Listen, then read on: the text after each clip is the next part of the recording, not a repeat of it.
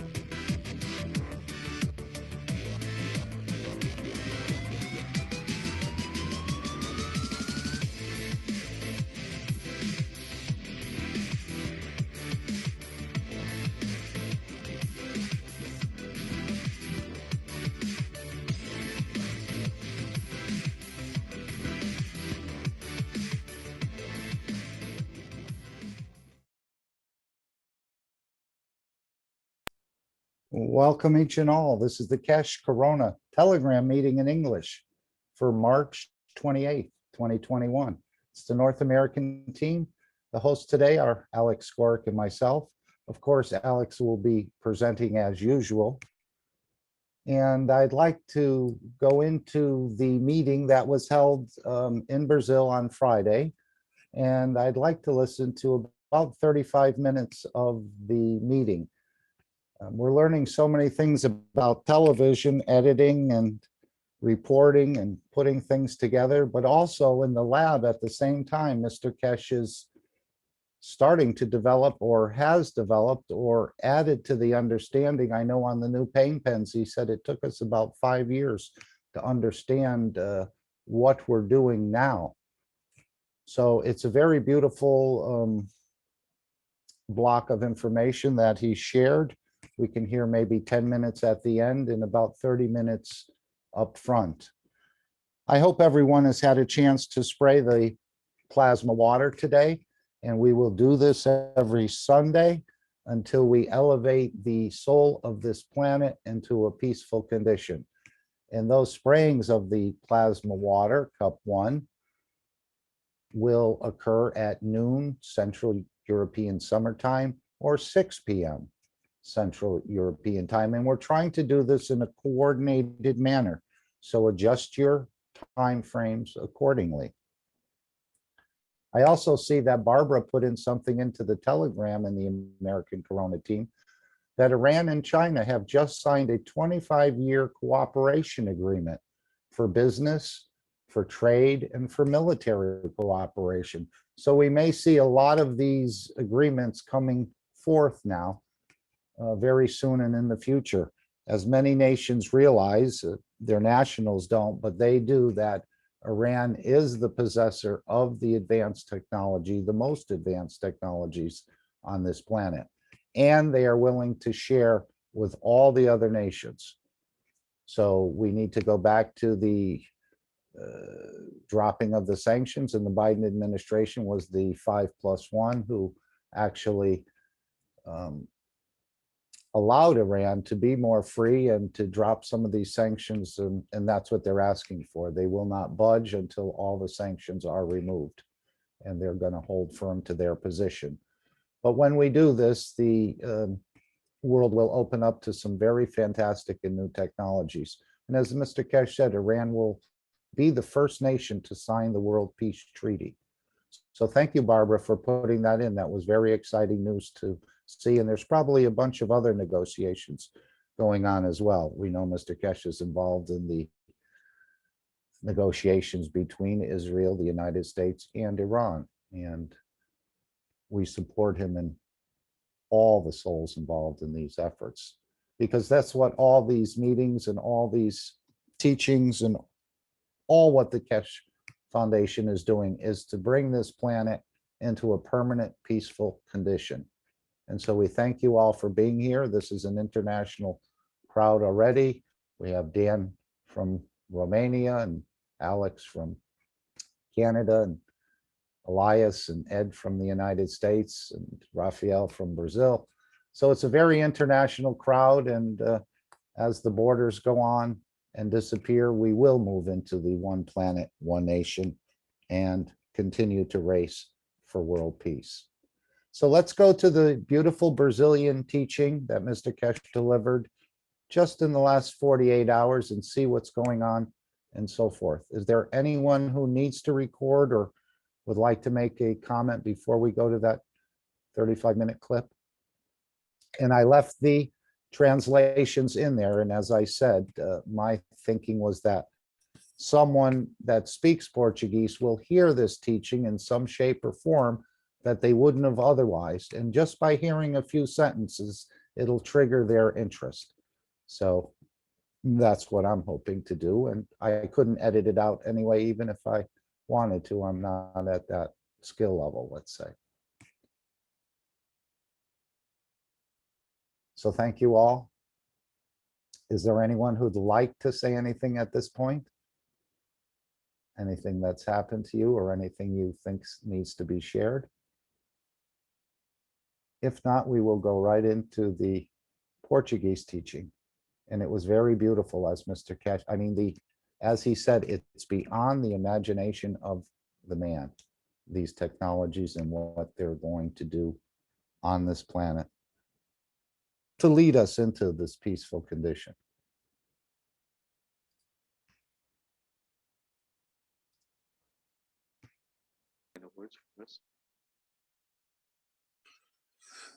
Yes, good evening. Thank you very much. Oh, good afternoon.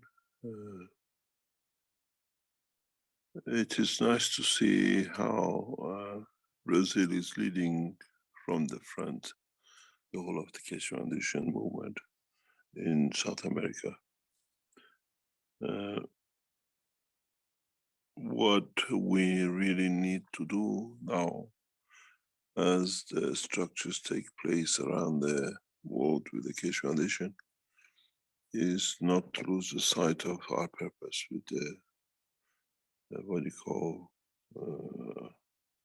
technology in exchange for peace.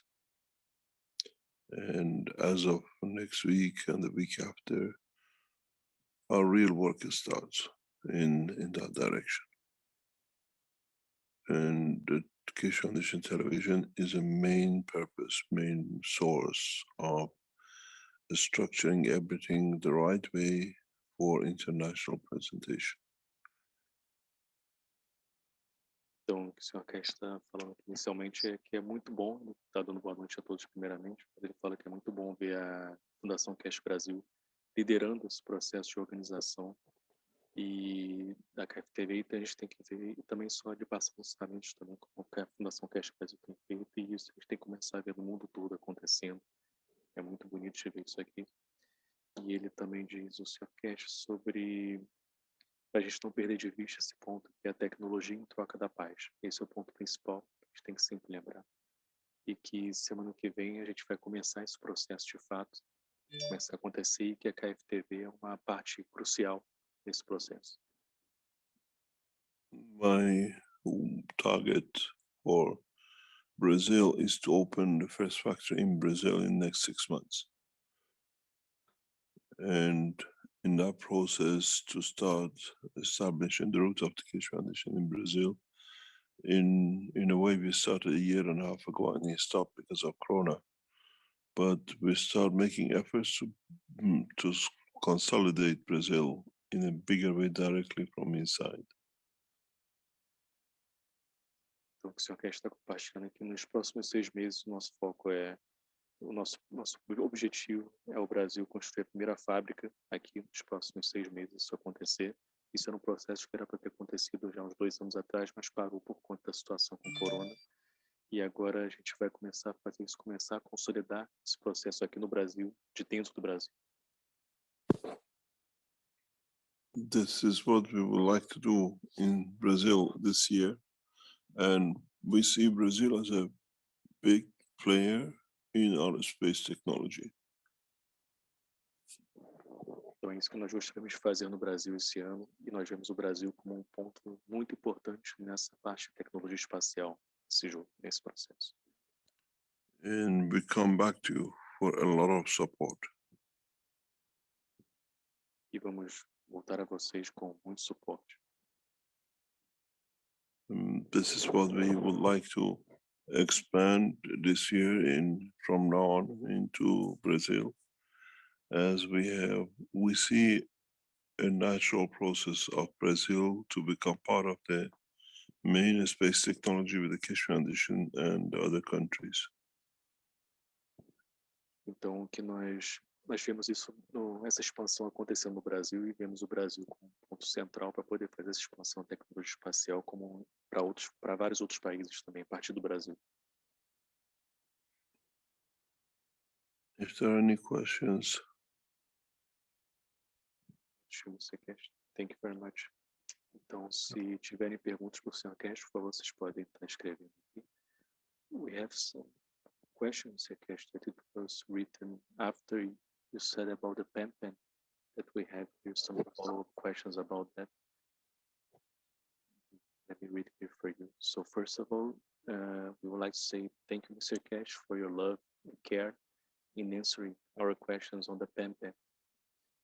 Such a deep and clear answer gives rise to more questions. So if you permit, we would like to ask some follow-up questions on the pen to further be able to share the knowledge, since we are organized this Easy Learning Plasma Science, and one of the teachings about the pen. I'd like to be able to clarify some more things. So the first question is, after looking at histology images comparing acute inflammation tissue with chronic inflammation, there appears to be a larger gap between the cells and the chronic inflammation. My understanding is that this gap is filled with interstitial fluid. From plasma point of view, is this fluid the gas that the new inflammation pen will transform back into normal length through discharging the higher magnetic fields, and thus returning the tissue back to its non-pain condition? How does it work? Sorry, may I speak in Portuguese? No, Mr. Cash, I should have said in Portuguese first. Translate in Portuguese. Então, em português, eu falei ao contrário. Deixa eu falar em português. Primeiramente, a gente estava agradecendo ao Sr. Cash pelo amor e cuidado que ele teve em responder as perguntas sobre a caneta da dor.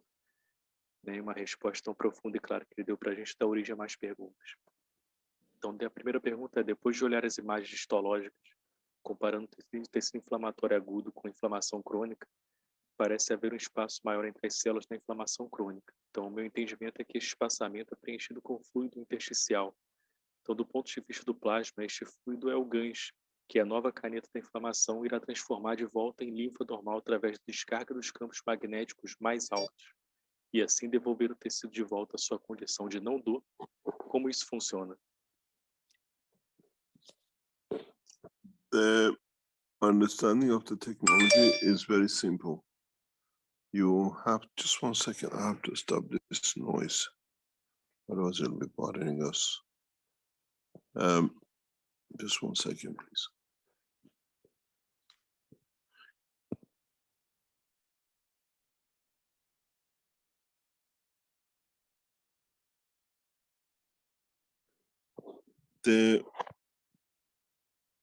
You have to understand there is a difference between the pain and inflammation. And the inflammation is a way of like a cancer. And in the process of inflammation, we don't get a solid state like cancer or more dense like cancer, but we get liquid, or we get expansion of the cells by liquid, where the inflammation, the expansion leads to creation of pain. And what we have learned in Keshe Foundation over years is we do not treat inflammation without the pain, and we do not most of the time treat to understand the pain without the inflammation position or expansion of the cell. And the expansion of the cell or liquid within a cell comes from extension of the gravitational field within the liquid. So especially the pen, which now we introduced, especially I think it start shipping out this week, is understanding this principle. The connection between inflammation and the pain, and the emotional condition between it. And the inflammation, when we take the energy or the energy which comes as a pain towards it, even if we don't see the inflammation, it creates expansion, local pain, or we call energy transfer, or what it comes, then we stand a very good chance to empty it like the way we empty the cancer cell. And when you take the energy from it and you consider dilution of the fields within, then you can work very much easy in energy transfer and returning of the what we cell cell back to its normal size. It's taken years and years of work to be able to understand the connection between the inflammation and the pain. And now we released the pen last week, and I saw them this today in the lab. They start shipping them out. It's understanding this process, and secondly, being able to spread the fields. We've developed a new technology that we spread the fields wide open. In the pain pen today, we work with a tip. Now with a new structure of the design, we cover the whole arm. It's not anymore in one point. The point sits with, we usually say use two pens with the other side. Now we have developed this technology which we expand the fields of the pen. It's not on the tip anymore. Tip is a point of reference, but now we work around about 5 or 10 centimeters from the point. So the whole area gets affected. That's why it's become so effective. you want to translate? Yes, please. I was writing down. Então, o que o Sr. estava compartilhando aqui essa resposta, foi bem interessante, que primeiramente ele estava falando que existe uma diferença entre dor e inflamação, que a gente tem que saber distinguir. A inflamação é como se fosse um câncer, na verdade, né? De certa forma, é como se fosse um câncer. Nesse processo, a gente não tem o estado sólido, só que como no câncer tem estado sólido, na inflamação a gente não tem, mas ele está assim no estado líquido. Então, a expansão desse processo daquele local que gera dor, que é o que é considerado inflamação. É o que aprendemos depois de anos e anos de estudo, né, da diferença entre dor e inflamação, é que nós não tratamos a inflamação sem a dor. A maior parte do tempo tratamos a expansão da célula, na verdade. Né, a caneta que a gente fez agora, que foi anunciada semana passada, que é a nova caneta da dor, ela consegue lidar com esse processo, né, de expansão. E ela faz a conexão entre a dor e a inflamação. Então, ela não só lida com a dor, mas também com a inflamação, essa nova caneta. Né? Então, a inflamação, ela quando nós esvaziamos que tem uma expansão acontecendo, então a gente esvazia a energia, e quando a gente pega a energia desse processo, a gente considera que faz a dissolução dos campos. Então você trabalha para voltar a célula para o seu tamanho normal. Como ela estava expandida, agora volta para o seu tamanho normal através dessa caneta. Então a gente liberou essa caneta semana passada e ela faz esse trabalho de dispersar os campos, né, para a célula voltar ao normal. A célula está expandida, ela dispersa os campos e a célula volta ao seu normal. Essa caneta nova a gente não trabalha com a ponta dela como na caneta antiga, né, que era pontual.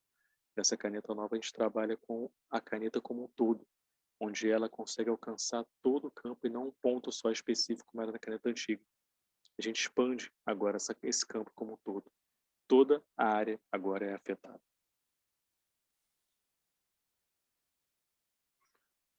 So, to understand, the pain usually is localized, but the inflammation it covers much more area. We had to develop this technology, but we use this in so many ways in the new space systems too. So when you speak about inflammation, is understanding the knowledge of the plasma as a concentration of the liquid in stuff, like a tumor as a more solid, dense material. And we treat it the same.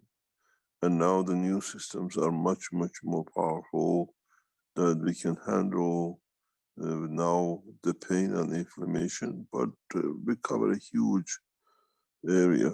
It's not anymore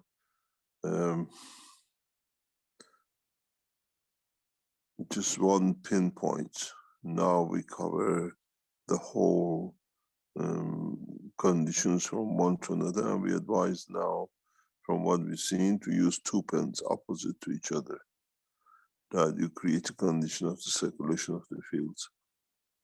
And it's very effective. Então, prosseguindo o que o Sr. estava falando, ele fala então agora a gente trabalha não só com a dor local, né, mas a gente trabalha com uma área como um todo. A inflamação ela atinge mais áreas, não só local. A gente usa isso nos novos sistemas espaciais nesse momento. E a inflamação a gente está entendendo, agora a gente entende como ela funciona de fato, e a gente trata ela como se trata no câncer, como foi falado inicialmente, que é um acúmulo, na verdade, no câncer tem um acúmulo sólido, mas na inflamação você tem um acúmulo líquido na região, e você dispersa esse acúmulo. Então nós cobrimos uma grande área, não só um ponto agora com essa nova caneta, e aconselhamos vocês a usar 2 canetas para poder criar esse campo. This is an advancement in technology, and as I said, it works very effective. It was extremely effective to understand when you deal with the inflammation, you need to bring comparison with a much bigger area than when you deal with the pain. If I could explain to you how exactly it works. The whole body is made of liquid, but now it's a concentration of, then you have to devise a system which you can interact with that position, not the whole, that you can bring balance. So It's a beautiful understanding, and it works perfectly in the lab. We have tested them with the patients. O que o Sr. Castro vai acrescentando é que agora nós sabemos como esse sistema funciona. Nesse momento, com a caneta, ela é extremamente efetiva. A gente sabe disso, como a gente já viu no laboratório aqui, que a gente já testou. Então, o corpo ele é feito basicamente, ele é feito de líquido. Então, agora a gente traz o equilíbrio, onde tem esse acúmulo de líquido, que é o que a gente chama de inflamação. Então, esse processo é extremamente efetivo. E a gente sabe como fazer isso agora, como lidar com isso. Any other question? Yes. We don't stop developing, and the development we look at now more and more detailed, more what we call specialized systems that they can deliver. And this new pain, and inflammation is one of those new innovations of the Kish Foundation. Então, o Sr. Castro está falando, a gente não para de desenvolver, a gente não para esse processo de desenvolvimento. Né? E agora a gente só está desenvolvendo de forma mais especializada, cada vez mais especializada os produtos. Essa caneta da dor nova agora é um desses produtos que são mais especializados. The future, what we see maybe in the next stages of development, is to add what we call a transfer of energy, to understand what this energy was and is. In a pain, understanding the reason for the pain, where we can transfer this energy now. It's a technology part of the what we call transfer of information or communication. And we work with it'll be tested this Monday or Tuesday in the lab, where we transfer the energy as information, and then we understand it in different ways, what that information is, what is going to be done. Então, o Sr. Castro estava compartilhando que o futuro que vemos agora nos próximos estágios é adicionar transferência de energia para a razão da dor. Então, é exatamente no foco da razão da dor para transferir essa energia para poder eliminar e aliviar essa dor. É a transferência de comunicação, que é o que a gente chama. Isso vai ser testado agora no laboratório nessa semana e a gente vai fazer esse processo que é entender, e a gente hoje já entende esse processo para poder começar a tratar na sua essência a dor.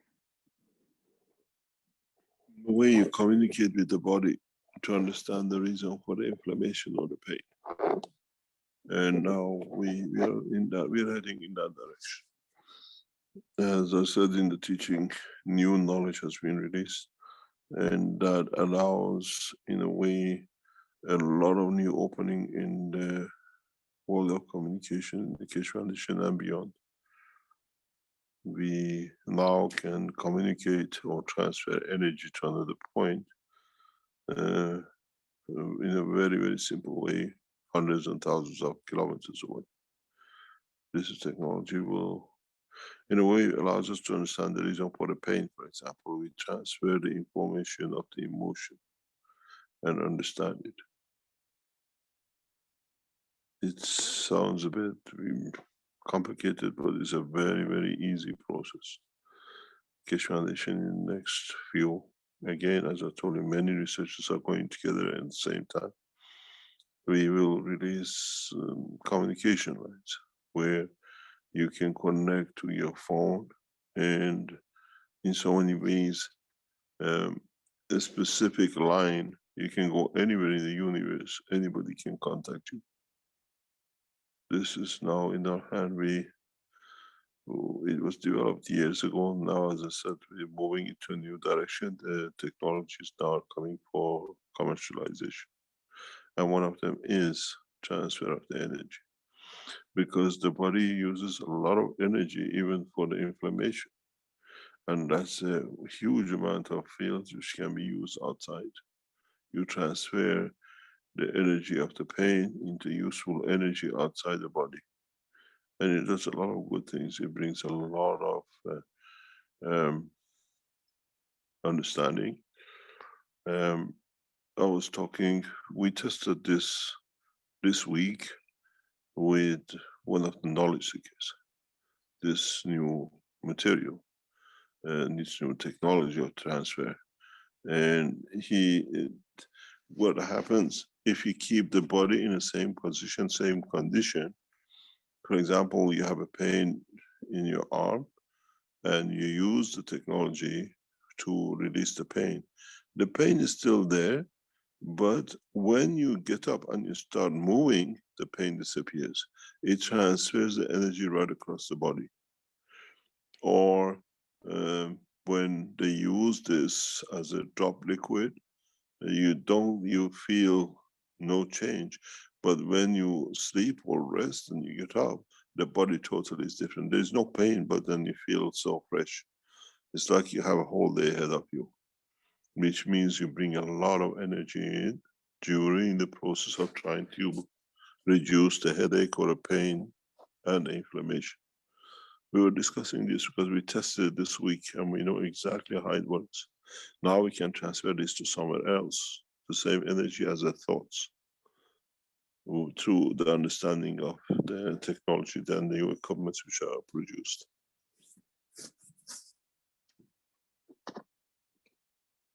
Então, o que o Sr. Cash estava compartilhando com a gente aqui é que hoje o que se descobriu é essa comunicação que acontece, essa transferência de comunicação.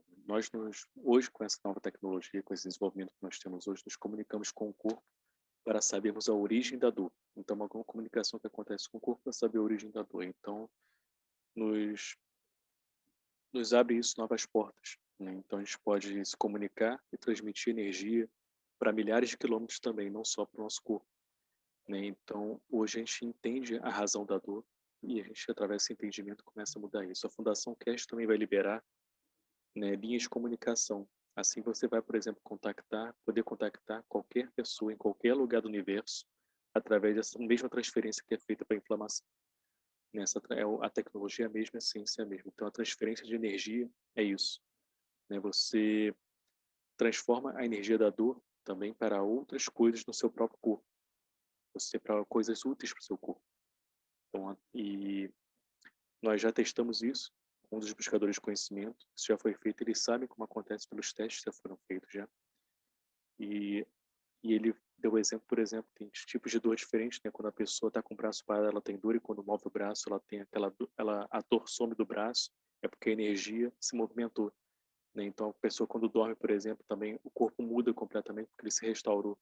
Então, hoje está se compreendendo totalmente esse processo na sua essência, como ele funciona e como o corpo ele traz bastante energia para poder lidar com esse processo. Hoje sabemos como esse processo todo funciona de comunicação, de transferência de energia, e podemos hoje transferir energia para aliviar uma inflamação, uma dor, ou para fazer comunicações em qualquer lugar do universo. One of the examples of this new technology, which is going to be released because now it's in testing phase in the lab, is that you can walk in the snow, in the ice. You can live in the ice, but feel no pain or no what you call cold. And in a way, nowadays, we transfer by burning fuel energy to heat up. With a new technology, you can just wear a simple glove, or you can wear a simple hat, or something very similar, very small, into the skin of the body, and we can transfer energy from anywhere on the planet or on anywhere else that you don't feel the cold. You don't feel the pain of the cold. And the body starts behaving and living normal. In a way, we can transfer energy of, let's say, inflammation into the body, that it warms the body up, it heats up the body, that it can stand outside cold. Instead of you wearing a glove or wearing warm clothing, the new technology allows the energy transfer without interfering with anything else, that you don't feel the cold from outside. It creates a new layer, new protection, without clothing or without burning any fuel. This is nearly few weeks testing, and it's correct. So you will see a new evolution in science, in new material, in a new technology, more or less the same as the Fleming inflammation. Então, o senhor quer estar adicionando que um dos exemplos com essa nova tecnologia, com esse desenvolvimento, é que você pode andar e viver na neve e não sentir frio. Né? Hoje em dia nós transferimos a gente transfere esses campos para poder não sentir frio pela queima de madeira, ou queima de combustível, para poder sentir aquele calor e transferir energia dessa forma. Com a nova tecnologia, você usa às vezes uma luva só, um pequeno pedaço de tecido do seu corpo, e transfere energia, e você não sente a dor do frio através dessa transferência de energia através desse tecido. Então a gente pode também nesse processo transferir a energia da inflamação para aquecer o seu corpo, ou também através dessa transferência de energia criar uma proteção para você se aquecer, né? Então a gente já testou isso em laboratório, a gente sabe que isso funciona e está correto esse ensinamento, esse desenvolvimento, e isso em breve já vai ser disponibilizado para todos. This new technology will change a lot of things once it's fully used. Is, for example, you can go into space without any clothing because we can create a condition to change the environment or absorb the fields from the environment to the heat energy for the body. We just create like a shell. You don't need to wear a protecting clothing. You can go into a deeper part of the oceans without any protection or any clothing, because now we can produce that in the skin of the man. It's a very interesting development, and gradually we start explaining it more in detail. And the background behind it was the paint pen and the new paint pens which has been released.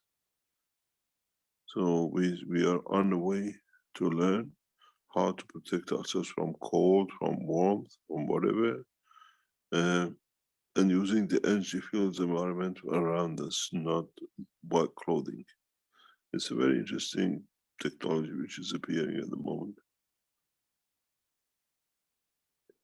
Então o senhor Cash está mencionando para a gente que essa nova tecnologia vai mudar muita coisa hoje. Então você pode ir, por exemplo, ao espaço sem roupas especiais, sem nenhuma roupa, se você quiser. Porque hoje com essa nova tecnologia você cria como se fosse um escudo, uma cúpula para você se proteger, e você cria as condições para você viver. Você não vai morrer de frio nem ter muito calor, né? Então você pode também, por exemplo, ir ao fundo do oceano sem roupas também. E você pode criar aquele ambiente para você ir para a profundidade do oceano. Então é muito interessante esse novo desenvolvimento que está acontecendo com essa nova tecnologia. A gente está no caminho para aprender como nos proteger de qualquer tipo de frio, situação de frio ou calor também. This is what, for example, a few weeks ago we explained that people which are paralyzed for years, they start suddenly walking using the technology without any pain. Now we understand the technology, we use it in a very effective way, that we transfer energies to create that condition without any medicine, without any outside involvement by injections or suffering for years. We use the information and the pain to transfer as an energy to the body. It's a very interesting development. You can even transfer your fear into energy deposited to the body. It opens a new dimension in the health and travel into deeper space, where you can get out of the system and walk into free space without any need, where you can absorb the energy for your living and energy for your warmth through the new transaction or transition about the performance. In a way, there is no need for clothing because you can't take clothing with us, but it keeps the body warm if it's in a matter state. Então, o senhor Cash estava continuando e falando que semanas atrás, né, a gente via como as pessoas, por exemplo, que estavam paralisadas, elas começavam a andar normalmente com o uso da tecnologia sem sentir nenhum tipo de dor, elas já começavam a andar, né? Então a gente usa essa transferência de energia para criar essas condições, né? A gente usa a dor para se transformar em algo útil para o corpo, né? E de fato, com essa tecnologia você pode transformar até mesmo o seu medo em algo útil para o corpo. Então hoje a gente já tem esse processo, a gente sabe como isso funciona. E você pode ir para o espaço, como foi falado antes, né? Você pode absorver o que você quiser. E hoje em dia você não precisa mais com essa tecnologia, roupas especiais para poder estar viajando, porque você cria condição para isso. But the interesting part is that you have to allow the energy be balanced in the body, move the body, and the body physically feels the change without anything, by just absorbing plasmas. Então você tem que ir nesse processo, deixar a energia ir pelo corpo, e o processo vai ser natural. Você só, principalmente o corpo, só permite o corpo fazer esse processo de absorção do plasma.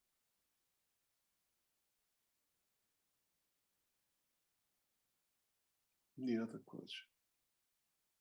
Yes, so we have here the second question.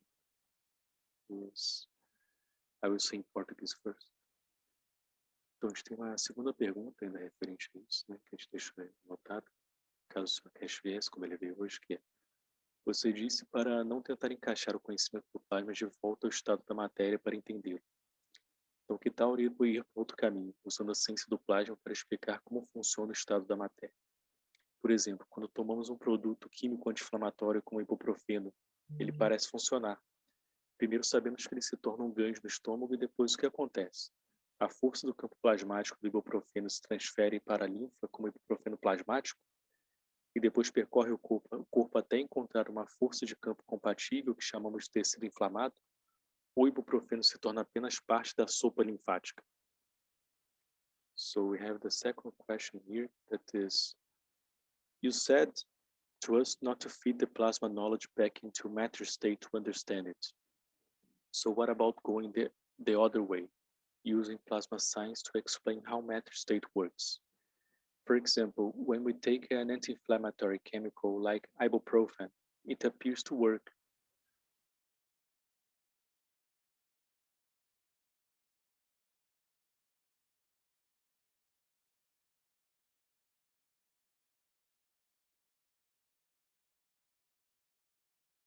And then travel around the body until it finds a matching field strength, what we call the inflamed tissue, or does the ibuprofen just become part of the lymph soup? Becomes part of the lymph soup. Então, se torna parte da sopa da linfa. It changes. Sorry, can you repeat, Sr. Cash? When it's needed, it will change too. The difference between the understanding of the new technology is that it's not in one place, it's available across the body. And this is what we couldn't understand, how we take a tablet and it goes to the head, or we take a tablet and it goes to the leg where the pain is. In the new understanding is that because it's plasmatic, it goes right across the whole body. Then it doesn't matter where the pain is, and take it for its use. It's not that it goes only to the leg, it's available if you have a headache too at the same time. It feels transferred to both. It's a different way of looking at the knowledge of the body and its functioning and its work. Então, o que o Cash estava respondendo aqui é que, com essa pergunta, se de fato o ibuprofeno se torna parte da sopa da linfa, né? Então, quando é preciso, ele muda para alguma coisa que o corpo está precisando naquele momento. Na nova tecnologia, é essa que é a diferença. A gente consegue entender. Hoje a gente não entendia como o comprimido funcionava para melhorar a dor de cabeça. A gente consegue entender na sua totalidade. E com a nova tecnologia, a gente usa esse princípio de você vai na totalidade, não num ponto específico. Se você está com dor no pé, por exemplo, você vai agir na tecnologia plasmática, vai estar disponível para todo o corpo e o corpo vai absorver exatamente para aquele ponto que ele precisa, mas vai estar disponível para todos os pontos do corpo como um todo, a nível de plasma. Então essa é a diferença e a nova tecnologia como ela age. This comes on the back of the knowledge, as we used to say. You drink a glass of water, your thirst dies, the whole body gets regenerated. Is that when the water pass goes in the mouth, now is in a plasma condition. Então, isso acontece quando você bebe um copo de água, por exemplo, né? Você bebe, mata sua sede por completo, e quando a água passa e o seu corpo todo se satisfaz, porque quando a água passa pela sua boca, você transformou já aquele estado sólido em estado plasmático.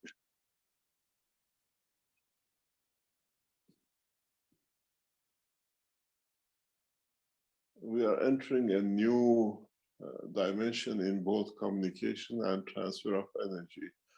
Maybe it's food or maybe it's pain. It's in a very near future, Keshe Foundation will release most probably small tablets that in swallowing the tablet, you absorb the full spectrum of the energy you need from the environment. You never need to eat. We're taking the technology a step further inside the body of the man. So in the space, you, by taking a small tablet, which is actually field transfer, you absorb energy from outside. You don't need to eat anymore. You bring the fields as they come in, they feed the cell of the body of the man. The whole world of communication, food, all changes. Totally changes from now.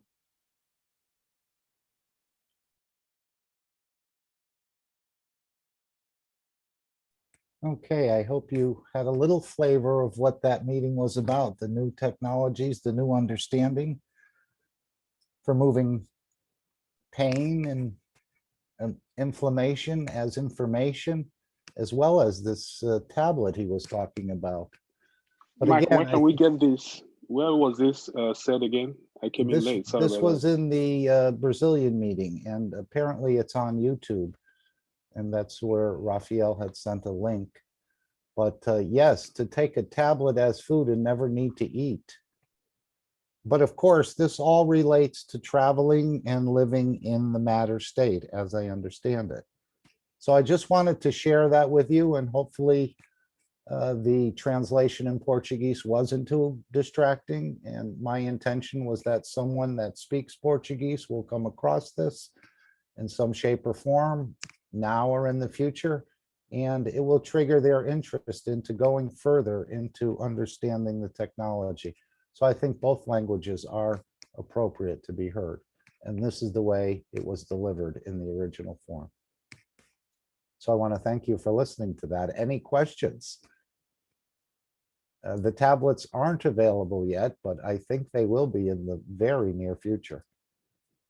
Because he said further on, he said, we can't tell the man not to kill and not to eat unless we provide another solution for the man. So hopefully you've all taken away some amazing, as he said, the information and the knowledge is going to be beyond the belief. He's just talking about wearing a hat and some gloves, and with your regular clothing, being able to go out in the winter and not feel the pain of the cold. Because apparently you're creating some sort of environment, some sort of shell, some protection around you just from the fields that's in the environment. And he said this knowledge is going to be related into communication and transportation, as I understand it. So we'll be able to move things, the energy of the information, and it's all connected back into moving from one location to another, probably instantaneously, just by using somehow the information of the energies, because that's all your body is a bundle of energies. And it does sound like we'll be moving rather rapidly just that way. And as we know, with the new birthing, where the soul comes out first in the universal unit, and then the physicality follows, I imagine this knowledge will also affect the way we travel. So if I wanted to be up in Canada or be in another country, we'll be able to do this fairly instantaneously. It's coming out, but it's not totally out yet. But the pain pens are. And one of the questions I had about the pain pen, Originally, we were taught to use a patch of a weaker substance, and then on the other side, use a patch of a stronger.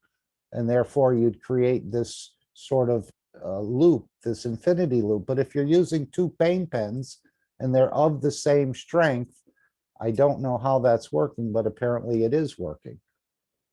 Because normally we have a patch, a stronger and a weaker. So now you're taking two pain pens that are made identical and putting them on the opposite side. So this is a new technology. This must be some sort of new technology because we're not using the stronger and the weaker idea.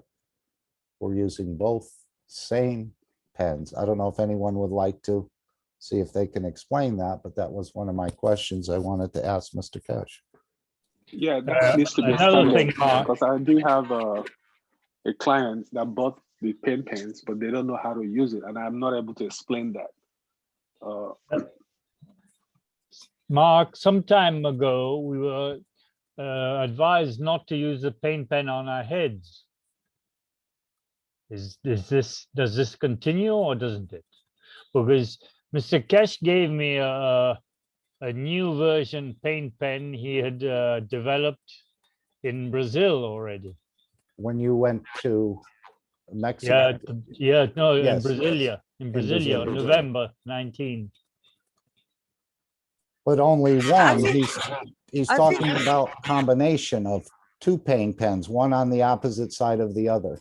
So that's why I was confused. I thought we were having a patch stronger and a patch weaker, but this is newer technology. Stefania, you wanted to say something? Sorry to interrupt you. No, I just want to say to John, I think before we have to also differentiate the because you got rule and regulation where in the paper, when you used to buy the pen pen, you had some do and don't, but the do and don't, like they want to put the pen pen in the head, it was more to do with the law of what you can say and what you can do, what they allowed you to do. So if I remember correct, the reason why it was written do not put it in the head, on the head, was because of some regulation of things you can say or can do in the public. Because you have to think once you purchase something and you sell it to the public, there are certain things you cannot say. You cannot say it's cure. You cannot say, So I think that was related more to the law regulation of what you can do and what you can say. But I don't think the pen was harmful to put in the head. I used to use it for my dad. He had the dementia, he had lacrimation on the eyes. There was also said not to put directly on the eyes, no? But I remember, clearly my dad used to suffer for 80 years of conjunctivitis. And only when I put the pen close to the eyes, the conjunctivitis was going. So and as we know, the plasma has got no side effect. So from my understanding, it was more rule regulation of the paper of what you can say, what you can do, more than actually you cannot put it in on top of the head. But maybe I'm wrong, but this is what I understood. Stefania, while I have you here, there's someone who would like to interview you on your experience with the COVID. Is that a possibility in the future? It's a knowledge seeker. Yeah, of course. You definitely. can, you'd feel free to give an interview? Definitely, no problem. Okay, we will let her know. Okay, perfect. No problem. Let me know. Thank you, Yes. dear. Perfect. Yes, thank you very much. The only issue I had with that is the only things that I never was tested. I didn't have the test to say that was positive or negative, but of course, Okay. all the symptoms of what I had, what really very, I would say the same of COVID symptoms, So that is the only downfall. Yeah. You felt your life was spared through it. Yeah, definitely. Like very, very. It was when it was very. Do you remember? I even remember the date, 14th of March. So it was when was very it was very severe, and I remember in no time, out of nowhere, really degenerating very quickly, up to a point I had difficulties of breathing. I know that's something that I never had before in my life. Very something that I never even. You know, if you had it, Yeah. you know that it's something that you never had before, and in that case, I just deteriorated very quickly. I told all my symptoms, and what we thought, could have been that. And I can tell. And then I told the story where, thanks to Mr. Cash, he gave me SOS straight away. He was the only person who was there to help me, and and then he made me recover in a few days. So I'm very happy to do this interview, because for me, and deep in my heart, I really believe that Mr. Cash saved my life. And I was on my own, I had no one around me. So it really, to me, meant a lot. And I never done, I never used the guns before, because as you know, with emotion, I didn't, we were suggested not to use them. So, but then when the COVID started, it was when recommended to us to actually start to use them, because this was very different situation from in this situation we never had in Earth before. So, and this is how it felt it to me. I never had that sensation before. Yeah, so I'm very happy to do this interview. Super And happy. that was March of 2020? Yes, yeah. 14th of March. 14th of March of 2020. And Was you've a been fine ever since? I think I not, because what happened is also what I understood was that, for example, I felt straight away super well after 15 hours of protocol, and there was the time I was very ill. I could not stop to use the breathing device. I just couldn't stop to do. I have to use the plasma to keep me going, and I could not live without it. And you could feel straight away the full benefit of it. But then I make this mistake where, as soon as I felt better, where all my symptoms are kind of like a miracle gone, I stopped the protocol. And that was, I think, was a mistake that, in matter of fact, Mr. Cash at the time told me.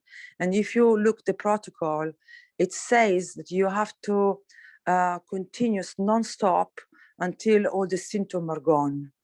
I don't know if you remember, you have to go for 3 hours, then 6 hours, then 12 hours. You have to go on and on until all the symptoms are gone. And I stopped for half day or whatever, or I was not taking it as seriously, because the moment you feel better, you start to think about other things. So Mr. Cash said, be careful, because it could become chronic.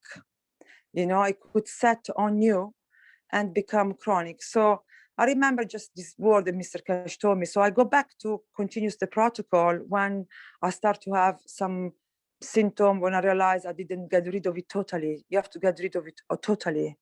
And then I felt better. So I think after 4 days, I thought I solved the issue and I felt better. Do you remember when Mr. Cash said, after you had the COVID, or you've been healed, you have to keep going for months to have like a maintenance. I don't know if you remember about this. So I start to be not good with my protocol as soon as I felt better. And I was using it not all the time, only when I was feeling not well. And I get rid of the symptom. But then what happened is I recaught it months later. And I think and I thought, because I wrong the cup, I put I didn't check with a magnet if it was a pure copper. So, and I remember Mr. Cash was saying that you're doing something that you regain infected. We didn't know, because I start to have the symptom again for a second time month later. So now my assumption, so maybe we can talk with Mr. Cash about this, but my assumption was that all the things became chronic, because what I noticed is I start to have a different way of symptom, like on the skin or on the bones or on. So it was, to me, it was like it's set in other systems.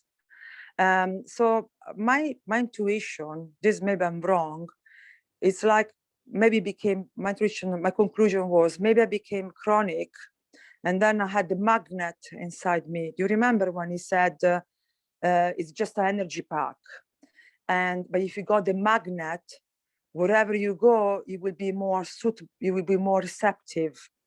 So I kept using, then go back again to use the guns. So that's why it's very important you are constant with the guns. And I was changing place, I was changing house, so I was not constant. I was not constant. I remember also when I thought I wrong the production of the cup, I remember I stayed for a little bit without them, you know. So I remember that, you know, I've recoated then, but definitely every time I use the plasma properly and I do the protocol properly, all the symptom goes, all the symptom go. So you get the confidence that you got something in your hands, you got solution in your hands, that every time you don't feel good or there's something, you start to recognize the symptom. You start to recognize, it's like you recognize them. Once you have once, you recognize twice. Even those if a different symptom in different part of the body, you recognize something similar to the way that you have the symptoms. It's got like a common denominator, no? So I now realize through experience that thanks to the plasma technology, you know, the person has a solution to recover. You can recover faster from whatever happened to you, no? Thanks to the plasma technology. But also I recognize that if you're not serious on doing the protocol properly, to me, maybe I'm wrong if the right is the right way to say the chronic, no, is wrong. And I noticed that, you know, I look after myself with the guns, then I feel brilliant, no, everything's fine. I maybe become lazy with the protocol and take it very lightly because I feel great, you know, and I remember it took me a long time to get my body back as it was before, but you can get it back as it was before. So you're not worried as much any longer, because, you know, it's like a cloud, the passing through, you know, like a black clouds, where, you know, maybe you're not well, you use the guns and you get better again, maybe even better as before, depend how serious you are with the protocol. It's really up on your hands, no, on your hands. So you get better as before. But what I notice now, if I'm going to places or if, for example, I don't know, I remember once I traveled from outside London. I traveled to London on the train. I was in this train, no? Suddenly, out of the blue, I had this very strong tension come to my neck as soon we entered London, no? So there was something, I don't know if it was on the train, I don't know if it was in London as environment in London, not something in the environment, in the air, I don't know. But it's like I enter like this zone, I don't know how to say it, and suddenly my body seized up. And I had again the same symptom. Of course, what I noticed since last year, if before they were very severe and I thought I was gonna die, now it's I feel it more like a really strong, like not bad. I say bad flu, but I say flu just to give you an idea where you're not very well. You're not gonna be better, but you have to look after yourself a little bit, you know. So I had this tension coming around my body. I couldn't turn my neck. You know, I know my body very well because I'm working with I used to say soft tissue therapist and do neural rehabilitation, so I know very well my body because through experience, because I've been doing this for 20 years, no? So I know very well even which type of tension. So I noticed this, whatever these things in the air, is affect the nervous system and affect the calcification. You can tell for the symptom because you will have you know, the symptom, you know, the symptom, pain in the joint, or different symptoms there are. Anyway, so, and you know that this tension is neural, is going beyond, it's not just a normal tension. So I noticed that I can recatch it if I go in a certain area, but I'm not worried anymore because as soon I got in certain area, I go back to the protocol. And I go back to, you know, treating myself with the guns, and these things goes. But you had to be, you know, I'm very disorganized. I'm not consistent. So I'm really the worst. I'm the worst student to follow any protocol. But still, even though I'm not that good, still the plasma has got this magic power to improve you. It will always improve you. It will always make you back to balance, but you need to commit a little bit. So I got no bath. I noticed that when I had the bath, that was the best because I'm also a little bit lazy. So it's very easy. You go into the bath. When I had the bath in one of the places where I stayed, that was easy. Every day I was coming back home, I was having a bath, and the bath seems to sort it out. You know, most of my tension. It was like a magic bath, you know. So that's why I think I recruit it. So now, at the moment, now at this present time now, as the time go by, I don't see it as serious as a year ago. Not serious at all. But then you have this. I have the situation where I don't know, I can feel it in the air. I don't know if, because now I recognize this, I can recognize, I don't know how to say it, but if I walk in one place, can be a supermarket or can be, if I go in a certain area, I recognize something in the air. I don't know how to explain. And then it would be inevitable that maybe the next few days, I could feel my body a little bit change, but everything now is very subtle. So it's very subtle, like it will change not drastically, and I will recover much quicker. So I can sustain, you know, I can sustain my health, you know, so now very well. So it's not a worry for me. But I noticed that whatever is in the air, I noticed I can re-add some symptom. Now I don't know if it's G5, I don't know if, you know, because we talk always about this magnet. Mr. Cash always talk about this magnet. And now I can relate to that. So my intuition is maybe I got this magnet now, and I'm matching with maybe with anything that is in the air, and then my body reacts to it. I just know that I'm more sensitive than I was maybe before March. But the good things about it, I know that as soon as I use the guns, I'm not always sensitive. It's not something that stays 24/7 all the time.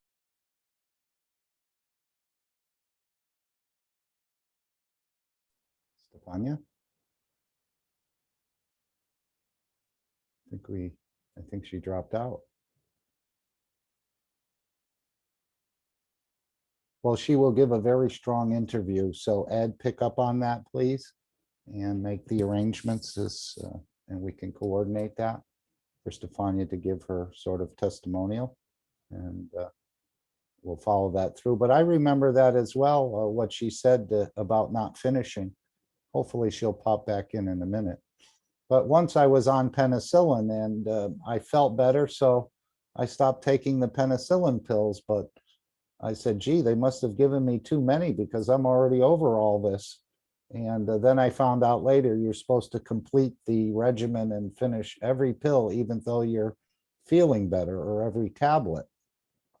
And I know one time during last winter, probably, or maybe in the summer or in the spring, I felt I had picked up a wave or something of the problem that we're all experiencing, or some of us, we know it's in the environment, but it was like a wave in my body. And I said, I know something's wrong here. This is not, it's almost like when you drink a glass of water and you're very thirsty. As soon as it hits your lips, it transfers itself right throughout the whole body, like in a plasmatic way, which Mr. Kesh just said, when you put the water in the mouth, it becomes a plasmatic. So I had felt these waves in my body and I said, gee, it's almost feels like something's wrong, maybe a little heat with it. And so straight away I got into the tub and I used a little bit more, even though I had the cups and things set up around the home. I thought I had needed more, and after that it disappeared. It wasn't there anymore. But I do regularly drink some plasma water, and but I'm not following any per se protocols because I don't really have it.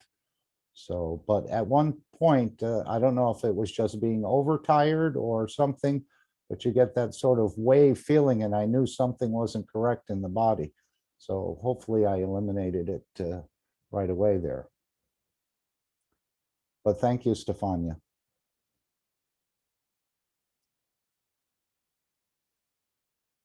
Does anyone else have anything they'd like to see about what we just heard regarding the pain pens, the tablets? Here she is. Thank you, dear, for rejoining us. Stefania?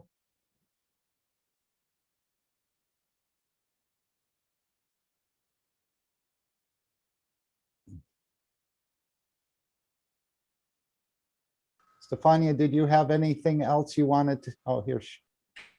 Yeah, sorry, my line get interrupted. I We've don't noticed, know yes, up to we where you noticed hear. I don't know. that. But you're Yeah, going to give a sorry. very strong interview, so thank you in advance. Yes, but how far did you get with what I was saying? I say just to know. What did you hear? I'm not exactly sure. I was looking for you. We heard the whole interview, so don't worry.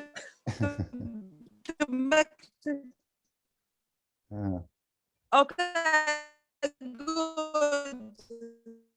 No, it's not connecting. Okay, good. To make it short, I just said we're very lucky to have this plasma technology. We're in agreement with that, 100%.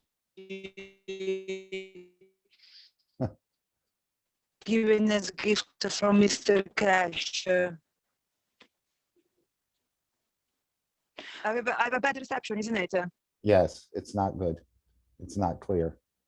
You were perfect there for the whole time until the last 20 seconds. But we'll get that on recording, and we'll be able to hear the whole thing as you'd like it to be presented. Yeah, no problem. Can you hear me? Yes, now it's clear.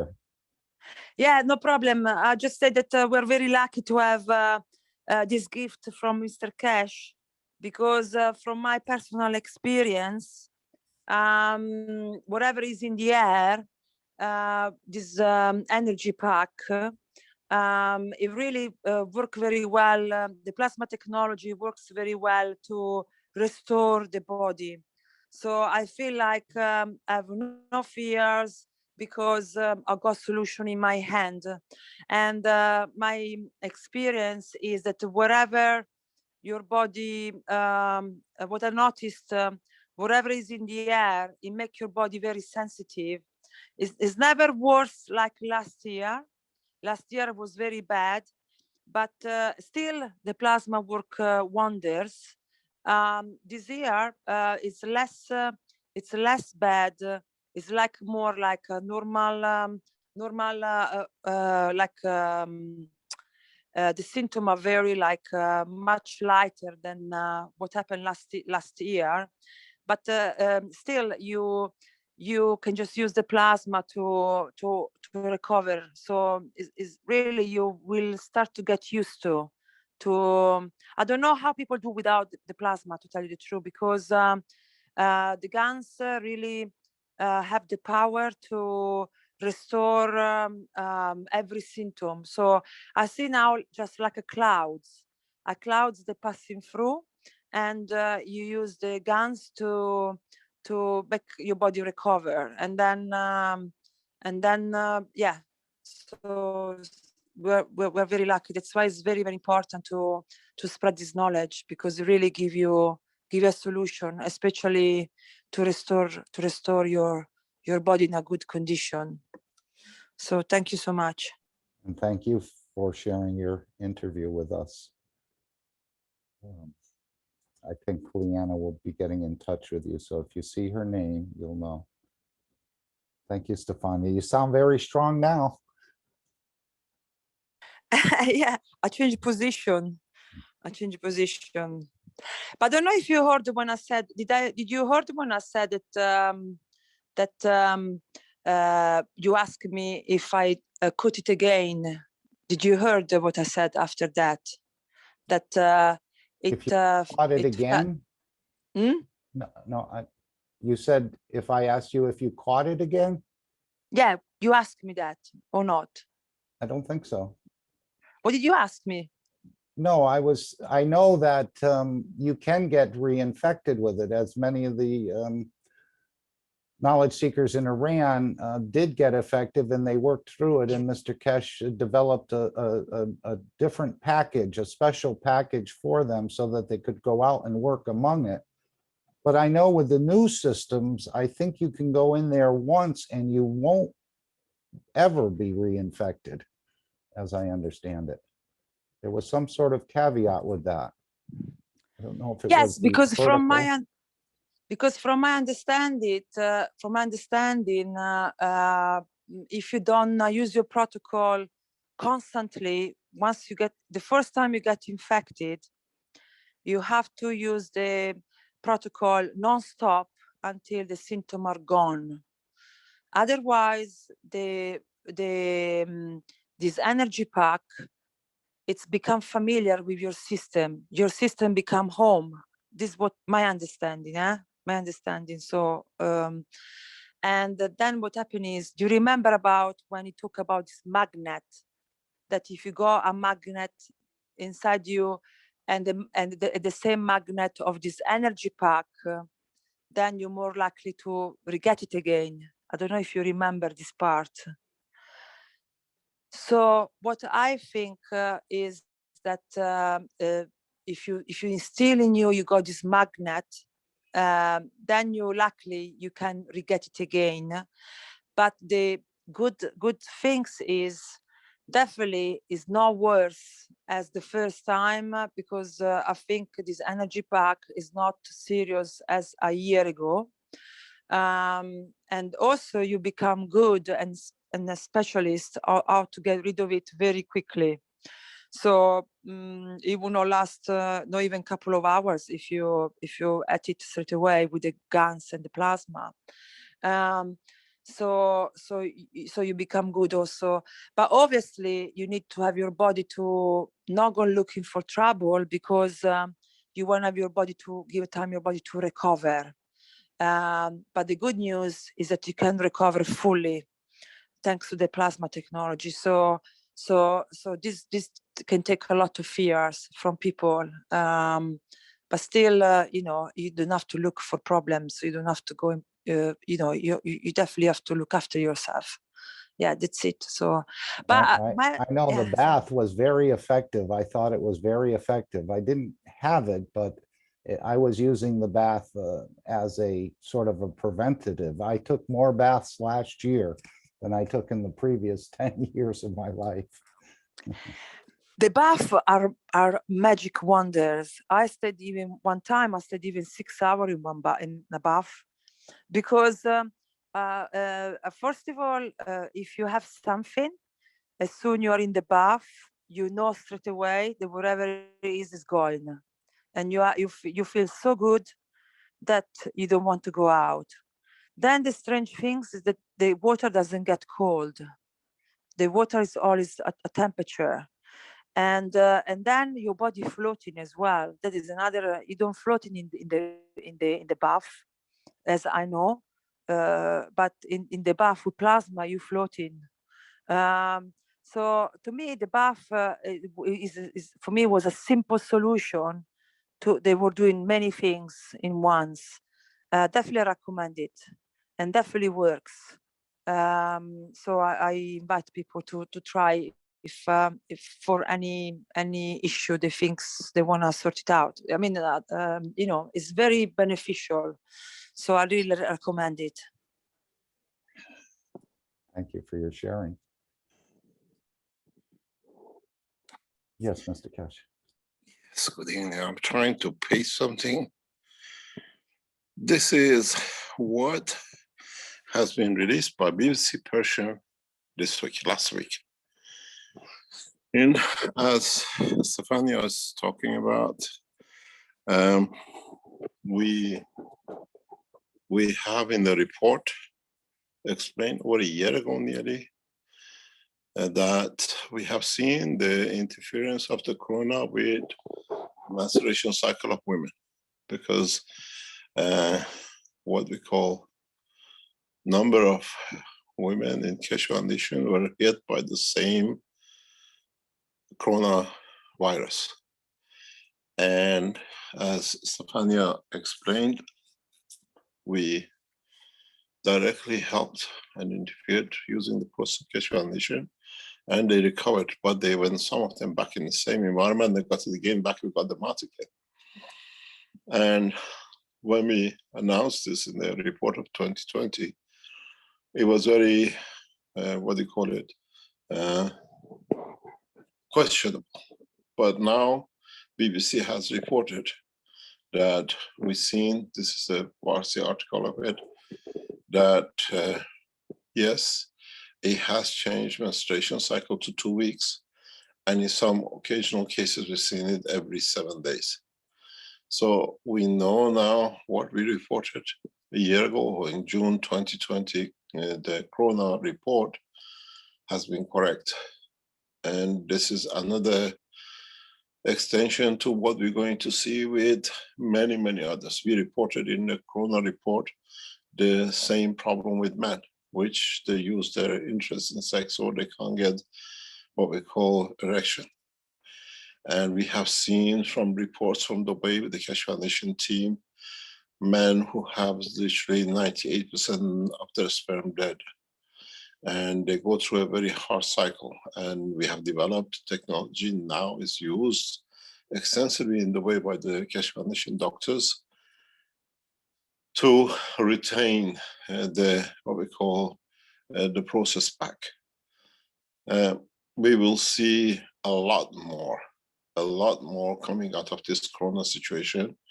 And in a way, in the Cash Foundation report, we went through every organ in the body of the man could be affected. But what is, and is part of the report we have released, is that the emotional effect of Corona has not shown itself, which we are waiting to be shown.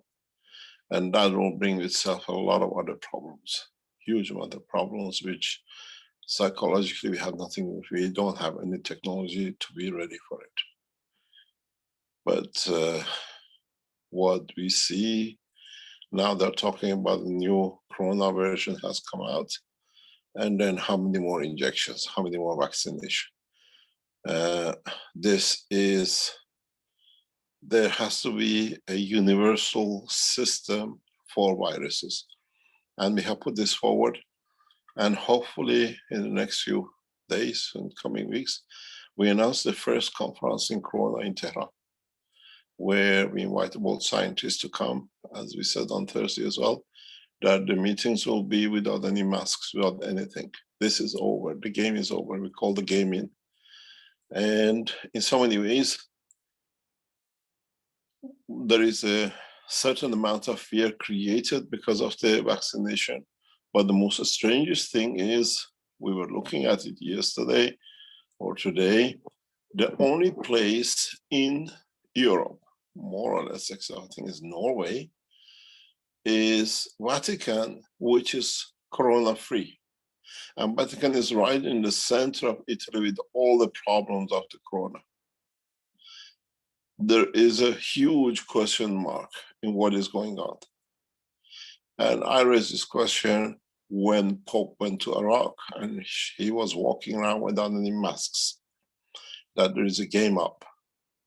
How come everyone can walk with mask or be afraid of, and Vatican people are walking without? The Pope, if you look at his face, never covered more or less in the whole of visit, and he went right among population. It means that Vatican has used a technology which can stop the corona. Aren't they sharing it? Or, as was gifted to Vatican, is part of the Keshe Foundation technology used in Vatican? This is what is a biggest question mark. Just go and click on Visit of the Pope to Iraq, and you see him in open places, and just put on the European nations, Vatican in the middle of Italy is corona-free. Is this a joke or a cover-up, or is Vatican has reached an agreement that the holy places will not be touched? And they have taken whatever needs to be, because we cannot say corona is fake, because I've been through hospitals with tens and tens of people dying in Iran. We handled it, we had to handle it. So it is real. We have mortuaries full of body, it is real. But how come Vatican can walk and Vatican be cleared in the center of Italy, center of Rome, everything is shut down at the Vatican? So this raises a lot of questions from all aspects, not only for the Keshe Foundation, but for the whole question mark over corona. And we are expecting to see more. And one thing which is for sure, we have seen this in other places in the universe, is that if this virus mutates within the structure of the energy level of the cell, which means goes into RNA properly, then it'll attach itself to other fields in the universe, and human race population can be wiped out. There is a very, very possible chance that this could happen. At the moment, sits on the table at the bench of theory. But if these viruses take in reality over and find a link connection and connect themselves to energies beside and outside this planet, human race is doomed. 100% is doomed. And it will be in a very massive way, in one go, in a very short time, in weeks and months. We don't see that at the moment, but there is a possibility, because we have seen these virus coverages in other parts of the universe which have wiped out races in short time. And this is a position we have to understand and develop the plasma technology in a much faster way, that we can handle such a system. In the universal community now, we develop the technology for this, to be able to drain universal energies away from the sources. In a way, what we do, we divert the energies. But on the other hand, if we are not there on time, it can create mayhem amongst the race of man. And we have identified 26. We should be by about 30. And what I call universal energy levels, if they tap into the energy of the virus, mankind is doomed. 100%. These are the technologies which need to be researched on. These are technologies which needs to be developed by man himself to protect mankind from such attacks. His staying home does not help, putting mask on doesn't help. They have to develop a technology which these energies absorbed or shared with the cells to be able to be transmuted out of the body in a condition of actually like mincing it up, that it doesn't exist in the strength which appeared. Because any of these strength, if he finds one end linked to the cell of the man and the other link to the universal energies, God help mankind. and this is not the theory, highly possible, extremely highly possible.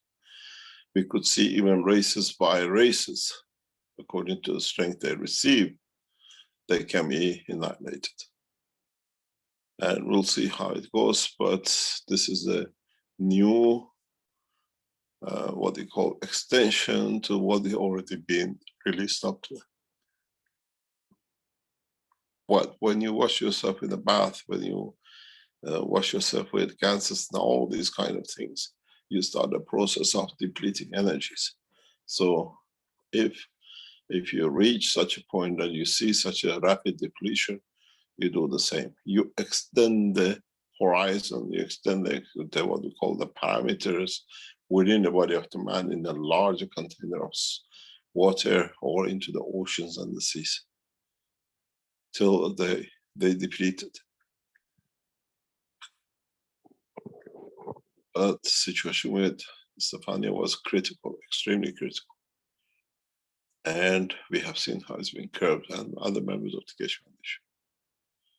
At one point I said, how come Universal Council members always get this now? The female Universal Council members were getting hit every now and then with this problem. And now it's resolved since we introduced new ways of doing things.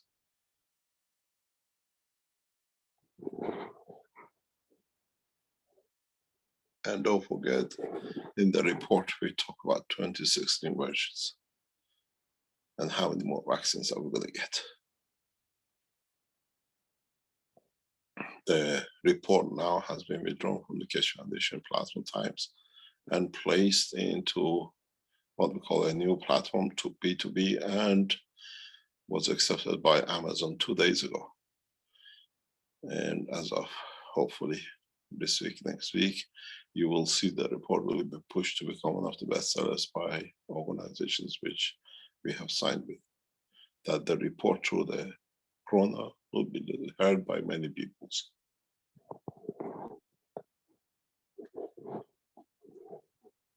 Thank you very much. Mr. Crash, may I ask you a question about the virus? Yes. What would facilitate the virus being able to connect to the universal energies?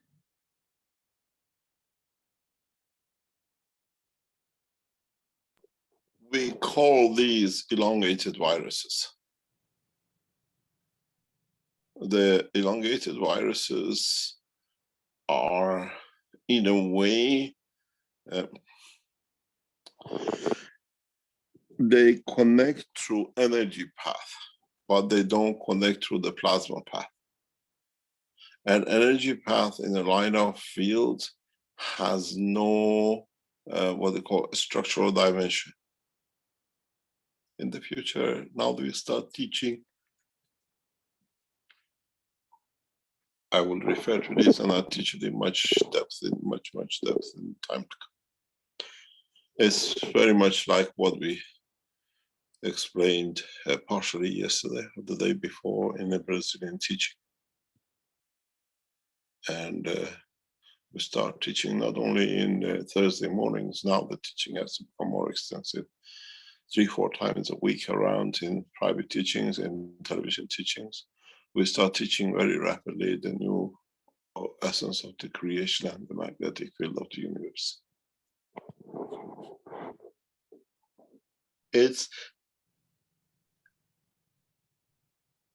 They transfer energy the way we see the light coming from the sun. It's more or less that kind of ways.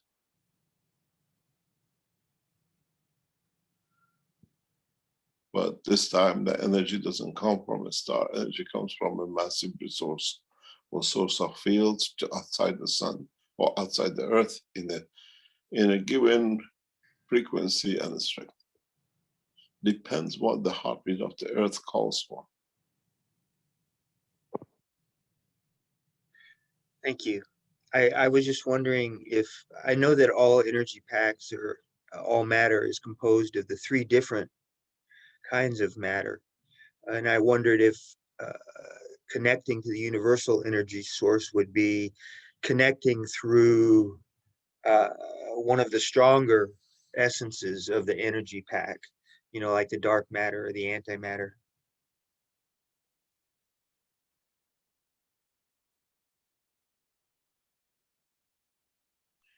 These are very much energies of a very long strength.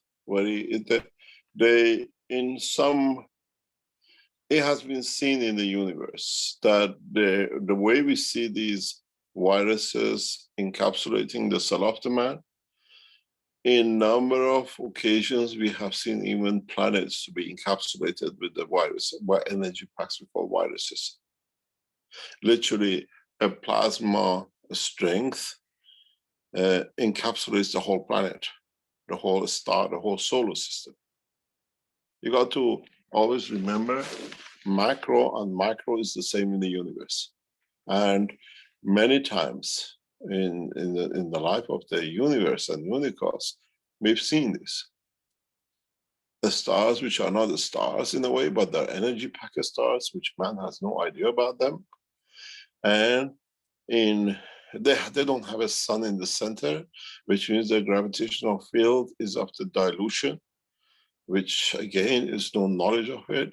This part of the technology now is used in the flight system of the Keshe Foundation. And then when they come and appear in the, or in touch with the planet size or the solar system size, they encapsulate the whole lot in one go. And they bring more or less darkness within, but transparency up from outside. And we know them because now we are used to them. We know which energy packs are encapsulating a planet. And within the Milky Way has happened a few times, but essentially it happens to what we call galaxies and the structures which are very close to the center of the universe, because the energy packs coming from the center are so strong, they have not converged or diverged or in a way changed to more mass level energies of the universe, and they literally encapsulate a planet, a star. It's literally, it happens. And inside they become part of it. The same as what we see, then we see double structure. The way we know these planets or solar systems have been affected by energy packs is we see a layer on top of the layer. In a way, when you observe, the planet has two surfaces, or the solar system has two layers. You have a solar system with everything inside it, and like an eggshell, again, another one on top of it. But mainly of a transparent condition, which means we can see through it. It's very much like a corona. We see it over the cell as a corona. And this we see very much, mankind in travel into space will see this. A planetary system with two surfaces, but one is translucent and one is real hard. And you know there's an energy pack with this. You don't enter these zones. You're not allowed to enter these zones, because it's in a way will drain everything from the star or everything from the planet till the planet literally has no energy left and it collapses. What we call the inner core collapses and the structure disappears within another energy field. Because there's another part of the technology which we'll teach in the time to come. If you collapse what we call the central core, the principal core, by extension of the field strength, due to extension and the strength, the whole physical dimension, the magma and the surface of the earth all turn into energy pack, because they lose the interaction of the fields, what we call inertia, and then you have a single inertia outside the plasma interaction.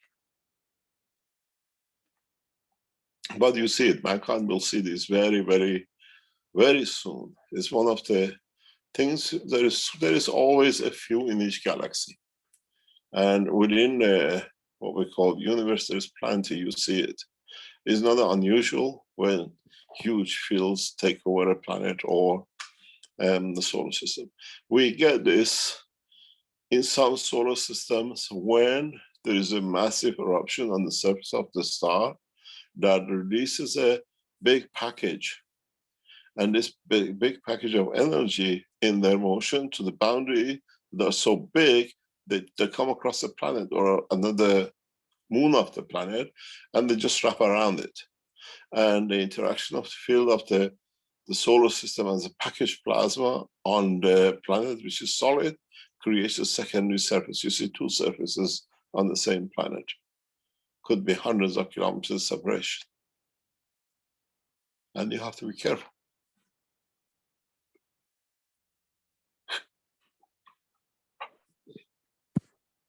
Mr. Cash, good evening. It's Kay Cox from London. Sorry to bother you. Can you hear me? Yes, Kay, we hear you. Oh, okay. Can you? Yes. Sorry, things that you've just shed a light on are frightfully dangerous and worrying. Is there any No. way or any technology that we could actually, I mean, at the moment we're in infancy, but in near future, is there any technology or other races in the unicorns that have got the technology where they can get this massive plasma under control or the energy field? So that there are systems developed for it, but usually you wait hundreds of thousands of years and gradually the field dissipates somehow depending on its position. Or we see the star or a planet literally dissolves into energy and the virus takes over and that's it.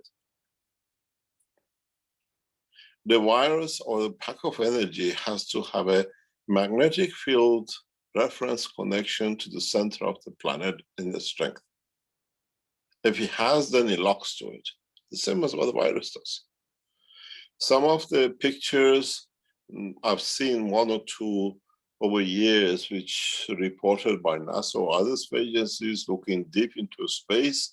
They don't know it, but I've seen this even in the reports of the NASA. The deep space pictures we see, because mankind is not aware of it, but I know it, I've seen it many times. I see this, I said, this is a double planet, it's got a virus on it. You see literally two platforms. One platform is the surface of the planet, the other platform is the interaction of the field of the energy of the plasma on it, and it creates a second platform. It's it's a beautiful scene to see. Like a mirage, so to speak. No, it's not a mirage, it's real. It appears as a mirage, like you see. No, it's not a mirage. It is very real. It's actually, if you're distance away and you look, not with the way you look with the eye of the man, we look through a different dimensions. The vision of the space will be taught to man very soon. Very, very soon. Here you see a star as a dot. If man learns the new vision of himself, you can see across the universe through the eye of the soul of the man. It's a different vision. It's a different understanding, but man is not ready for it. Gradually, in teaching, will show. Now your horizon is 17 kilometers. If you have as a horizon and you can look down, because the curvature of the earth will take it. But in the depth of the universe, when you look, even with the surface of the moon, you see whatever. But in fact, you should be seeing it clearly, like as it's in front of you, every hole, everything. But in vision strength, we have not developed, but in time we will. As I said, the beautiful part of the space technology has started in understanding the field of the universe. And most of you are what I call in the infancy in the knowledge of the creation. We pray to God that we catch up soon and get to that level. Mr. Kesh, If you don't want to be a tomato, you better catch up. Trust me, you don't know. I pray every day to have elevation of my soul. And I'm waiting for the moment, and if it's there, I'll grab it. Trust me, 100 miles an hour. But Mr. Kashi, you said that these viruses and some races in universe has been wiped off. So if that was the case, so if a civilization was faced with such a Armageddon, so to speak, the soul, the actual soul of the creator become part of the soul. It become part of the energy of the plasma of the virus. The soul itself. Why does he Yeah. allow conversion? Because he already knows what. No. It's usually because you are made of.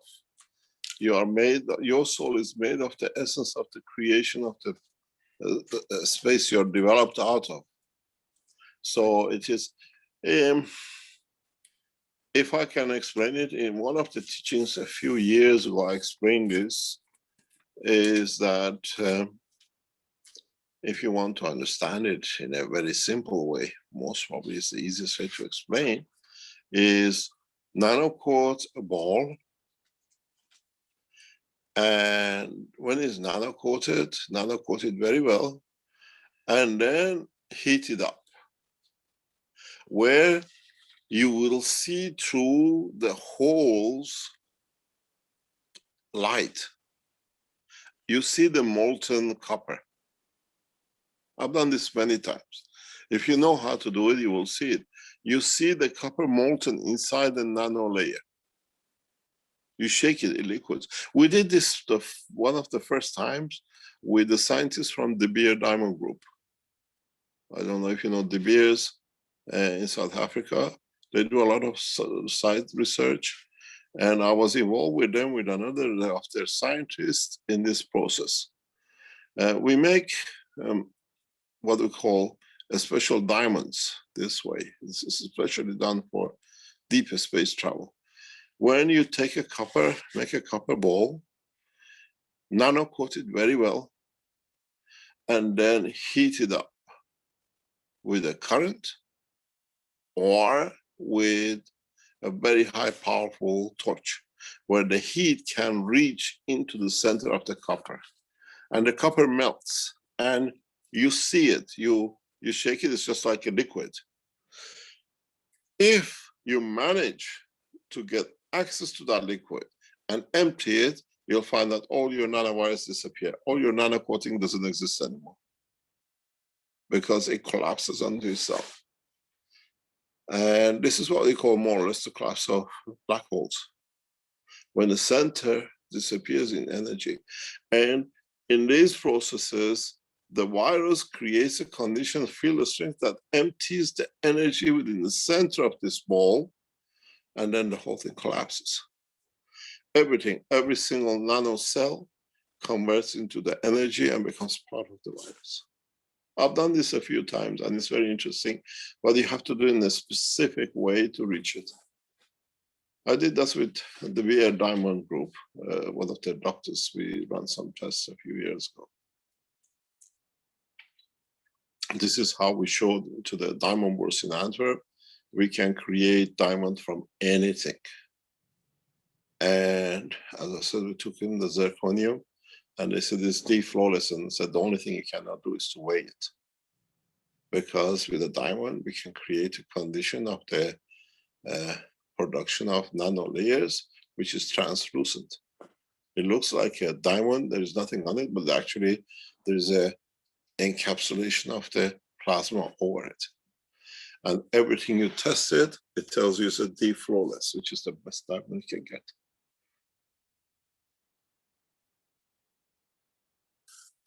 You got to understand the technology, and gradually, as we go deeper and deeper, we start opening some of the tests you've done in the beginning, but you never understood, or you didn't understand this side of it. As I said, the teachings will not confine to Thursday mornings anymore. Listen to teaching of Thursday and teaching of Friday. I taught something very important, that in time will become essential part of the understanding of the deeper space travel. Thank you very much, Mr. Kisher. Thank you. It is deep. Thank you very much. I'll catch up sometimes. With the grace of God. If you got enough tomatoes, you'll catch up, no problem. God bless you. Thank you very much. Mr. Cash, Go ahead. I have, you're bringing up the subject of nanocoating, brought it to my mind. I have a recurring question in my mind that I've been pondering for some time about the nanocoating, the nano layering that we do. When we create the nanolayers through the process which you have described to us, how the heat releases the atoms, but then they reform in a looser structure into a nanomaterial. Is it the material itself, the nano coating itself, because it is in a looser structure, that produces the energies that we use? Or is it the structure of the nanomaterial that is making a conduit for the universal energies to come in, that a certain structure attracts a certain level of plasmatic energy? It's more of the second one. Partially of the first, but more of the second one. Because the nanolayers on the top layer themselves being loose, they release energies. They're a plasma, they interact. But at the same time, the space gap between the nanolayers become a trap hole, become like that CO2, we create the field of copper, and then all the carbon, that all the carbon in the space trying to reach it, converts and the top layer of the water with the oxygen and other things into what we call partially oxidized carbon and partially what I call amino acid oxidization, which carbon leads to creation of amino acid. And in that process, yes, you have a combination of both energy from the outer atoms in the plasma condition, and partially from the energies which the nanolayer absorbs from its environment, but cannot hold on to because they supersede the layers absorption, and the some are fed back outside. This is how, in the first paper, creation of black hole, I explained that the black holes are not only the eating machine, but are the creator of some, or creator of the fields of the universe and creation of stars. Because they collect from everything, the way we see in CO2, but they reach a saturation, the lower level is not stronger to go to a lower level, and it's stronger than the upper layer. So it feeds back out, and then coming out with the interaction with the upper creates condition of life, condition of what I call life as a planetary system, the way what we see on the surface of the sun. And these things we have to learn very much. If you could make a spaceship that it could travel between the nano layers, then you will see the whole work of the universe, because in these nano layers, all energies of the universe are trapped in different strengths. And the atoms of the plasma of the atoms of the nano layer, they are not anymore attached to each other, they're floating, and you can literally vibrate them. It's a lot to learn yet. Wow, thank you. Okay, right.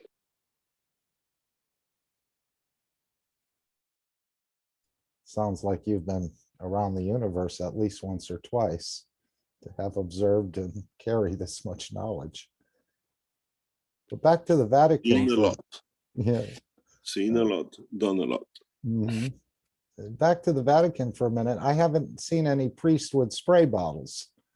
Are they, I know like in New York City, every morning the shop owner would normally take the hose and hose down his sidewalk in front of his store. So I'm envisioning that they must have a big container in there and are spraying the buildings and the surrounding area and the whole structure there to be. And who designated them to be corona-free themselves? Wasn't it just a few weeks ago where the Pope said that he wanted everyone that works there to be vaccinated? Is this some sort of cover story? For which virus? I don't know, but I thought, the one that's been plaguing us. I said something very interesting to one of our friends when we saw it, because we are monitoring the situation in Iraq very closely with the visit of Pope. We don't see it as a religious. This was a political move to create wars, and we are closely monitoring it. He went there to create a new generation of wars, and he'll be condemned for it. The visit of the Vatican to Iraq was a criminal move by the Vatican, inciting wars, new wars. And it is very open to us in this criminal act. But in so many ways, who tested the Pope for any viruses when he landed? Did he show any certification for vaccination?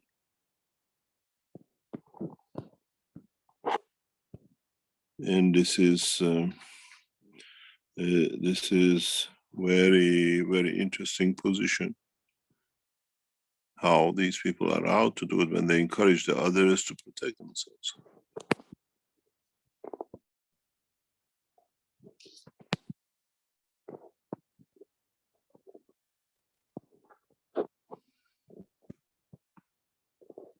Well, we do know how much the Vatican likes to share knowledge, so maybe they'll open up as far as what they've accomplished there.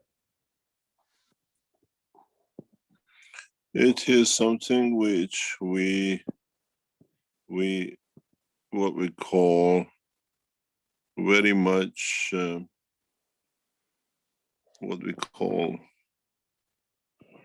it's a very strange situation, very strange situation where we've seen. I mean, we cannot intrude and infringe on pictures, but if you look in totality in some of the what we call Pope visit has brought a lot of question mark on the behavior of this visit. Massive question marks. We see it as an intrusion, and in so many ways, since when we see this,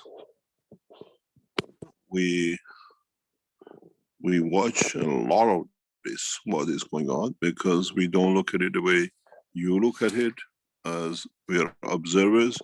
We are mainly political observers by vision, which is we've seen over years. I explained this deeply by showing specific pictures. And just wait. Just 1 second.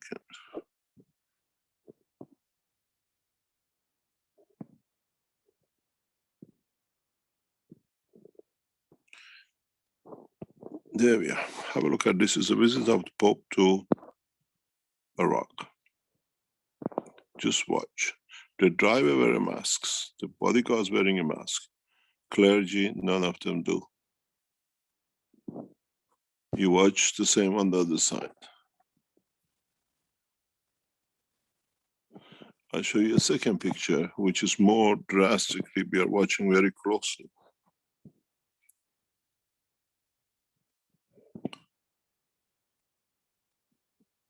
Why some of the Swiss guards are not wearing any masks?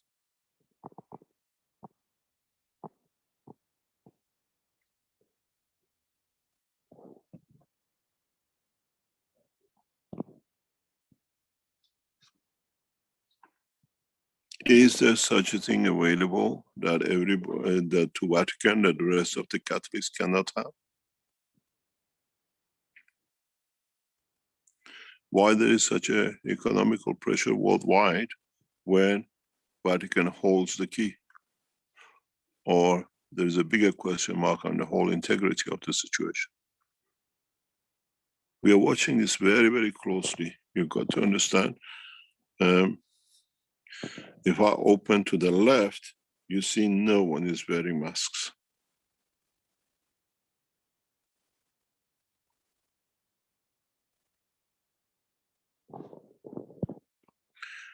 This is, if I wasn't involved in a situation in Iran with the corona, I would have said the whole thing is fake. but there's a deeper sense into what Vatican is doing.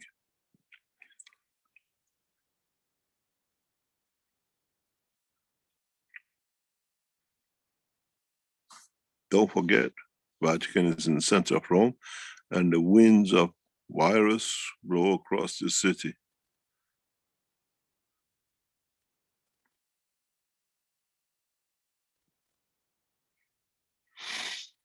At least we lived there for 6 years. We know Italy a little bit. Or 4 years, 5 more, 6 years. First cases of corona were detected in November 19 in Italy. This is what is now the question mark over the whole integrity. This visit by Pope was not a religious meeting. This was there to incite war. And that has brought end to the rule of Vatican. Any nation incites war has to be finished by itself. This was a multi-trillion investment in a starting war again in the Middle East.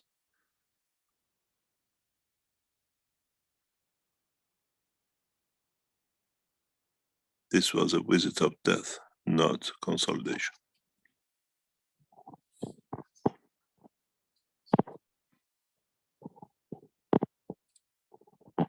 You said multi-trillion investment? Yeah. You see, Vatican sees the Iranian structure as a religious, as a competition, as a point of can damage their international income. Radicalism, which they create themselves. Iran has never created radicals. Vatican and CIA have created groups, which then they call radical groups.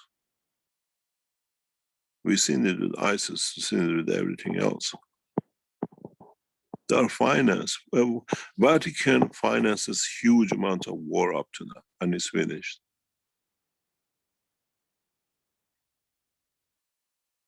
Especially in Europe. You got to understand, every death, I've explained this before, brings a lot of revenue for Vatican, for the church, for Catholic Church.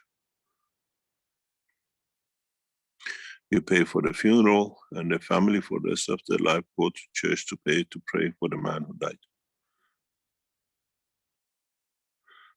€1 investment, 300 million people. If you can catch 10% of it, 35 million every week in the pocket.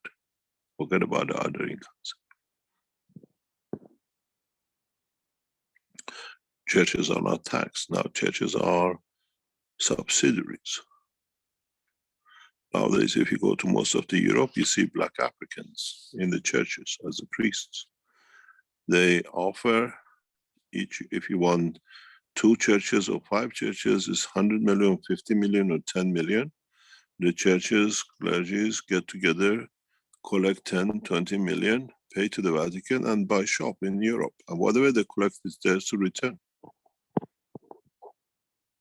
Now Vatican doesn't work on income.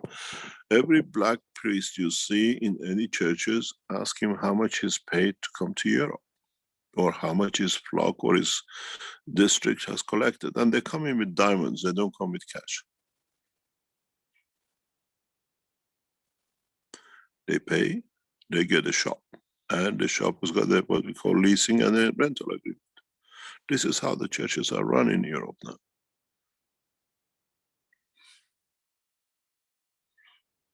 And what they collect is theirs. They have to maintain the building and they have to keep it going, pay the expenses, and the rest goes back to the investors in Africa. Because there is no taxes on church incomes. Mr. Cash, this is Yvonne, and I think I asked the original question about the Pope in Iraq. My question now is Suez Canal, the ship, and 2 other incidents in the past few days in Egypt. Which are the 2 incidents? You live in Egypt? Yes. Head-on train crash. Yeah. And the third one was a large building collapse. Those are Three- coincidences. These are all coincidences, but because you live in Egypt, you hear it. We see a lot of other disasters around the world. The ship is more or less, we have to see. As I said in teaching, ship is an accident. Depends who makes opportunity out of it. Are we sure that it's an accident? We're sure that it wasn't hacked?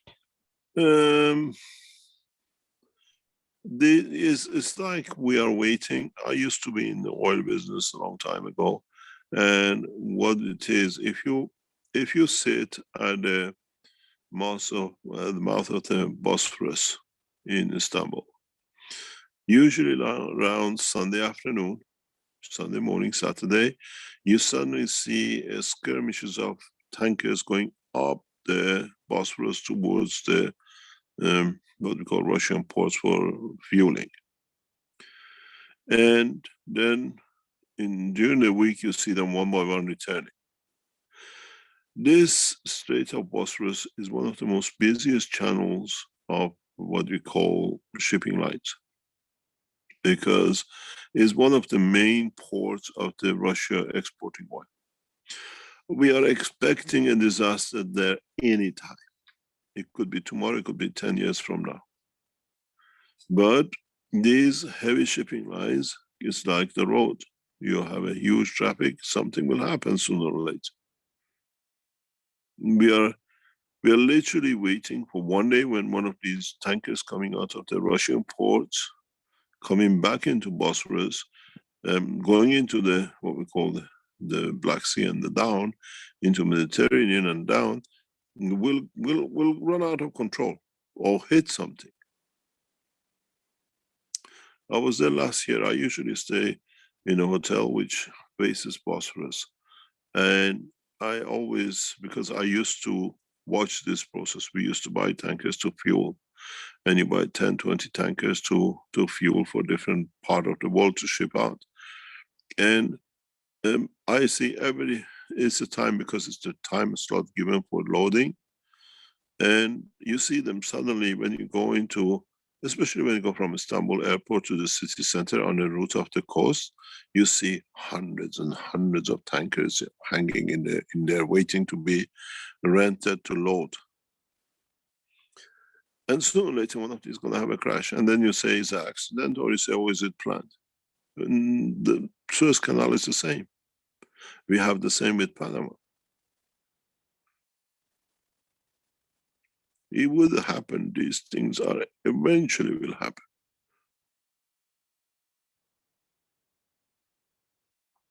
It's the same as. Seems strange to me, the size of the boat and the angle that it wound up. You got to realize in different ways of what is the plan. Maybe, let's say 5% possible, you're correct. But who is planning and what is the outcome? That's pushing my the oil question. pushing the oil prices up, or stopping any kind of possible movement of militaries in one direction or the other while you're planning a bigger structure attack.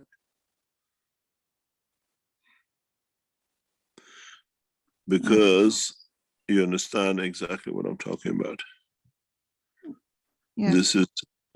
We don't look at the way you look at it, we look at it as a military strategy, what it means and where it goes. Knowledge seekers are not wise to these things.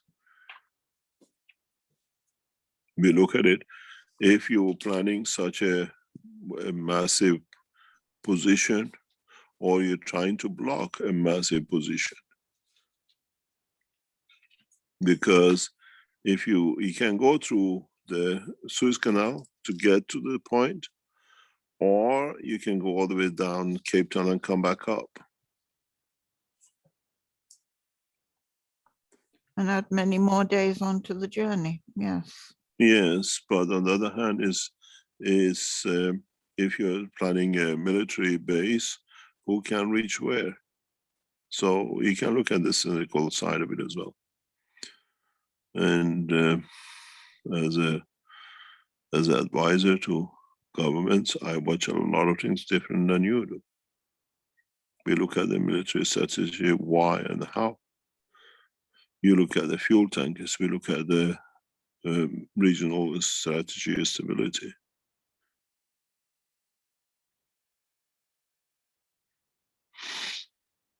Well, I'm sure in the future we'll have an answer on it. We can make an answer for it, depends how you look at it. I heard this afternoon that the Egyptian decided to unload those of the containers to make it lighter for the barges to pull it. They'll be trying in about another hour and a half to float it again, but there might be rocks. Well, it could be anything, but this canal is too narrow. It is too narrow. A ship always blocks it. It's like a what I call a matchstick can close that canal. Looks big, but in essence, if you put any of the ships in an angle, it'll block it. No, that ship is nearly as tall as the Statue of Liberty, I think it was. Yes, but the length of it is long enough to cover the whole, what do you call it, the canal. Doesn't take long to block that canal. The same situation we had in the Falkland Islands in the 80s when UK tried to keep the Falkland Islands to control all the south-going ships. Yep, you remember that. You got that one. Very much so. Mm. We were involved in it. Interesting comparison. You remember the Falkland Island? You're welcome. Yeah, the British did everything possible. And it was very expensive for them. They certainly got it in the neck. Argentina paid more for it. They had to sell the land to the Chinese to pay back for it.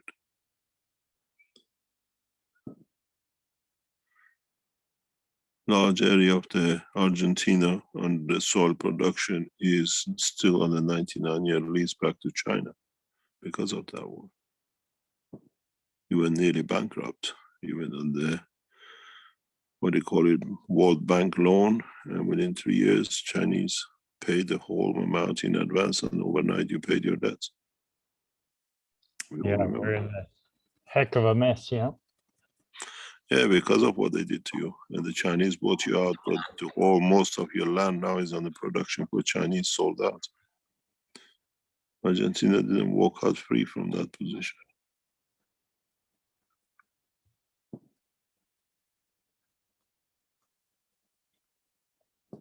And the wind is a very tricky thing, Yvonne, I don't know if they blame the wind, the ship, but we saw our president. It's their second incident. But they tried to. They nearly destroyed totally a barge, sorry, a passenger boat, I think it was, in Germany. Same boat. And they claimed again the wind. Yes, we saw that recently with our president here in the United States walking up the stairs of Air Force One, and he tripped 3 times in a row. I think he hit his head, and they did blame the wind. Although there wasn't. Doesn't need, which president? Biden. He tripped 3 steps in a row. He caught himself, he started again, he tripped, he caught himself, he started again and tripped.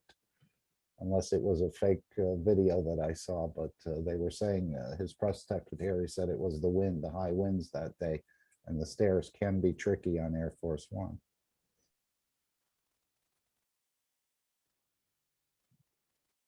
Slippery steps. Slippery slope. Yeah.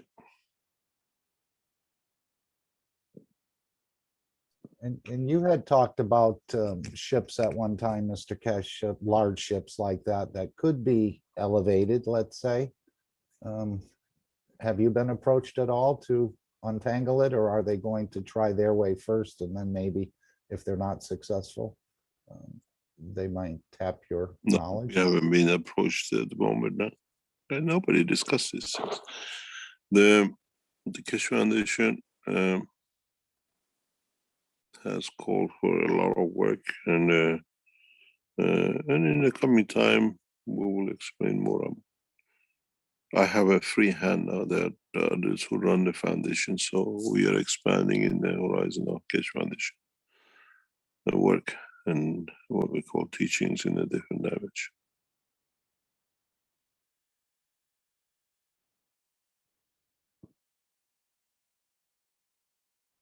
I think knowledge seekers should have made a plasmatic barge by now, just lift it up and put it on the, either way it was going in the, what they call Indian Ocean, or put him down in the other side.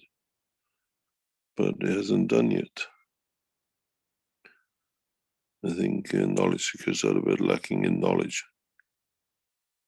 You can imagine all this barging going to pool. Knowledge seekers should have brought a system and just lift it up and put it across.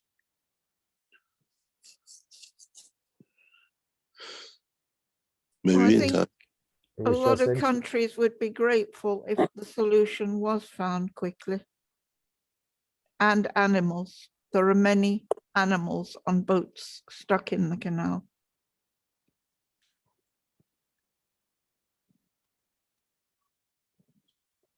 Perhaps we could ask Iranian Sepah to use their spaceship to lift it. Make the call, it should be easy for you. God bless. I don't think they'll even hear anything from me. I wouldn't even have to contact them. I think that would be a good way to show the technology. I think it would be a peaceful way to show the technology. We will show the technology very soon in a specific way. We will show that technology is going, it will be shown very soon in a specific way. As I said, never be magic with Keshe Foundation. It has to be solid basis.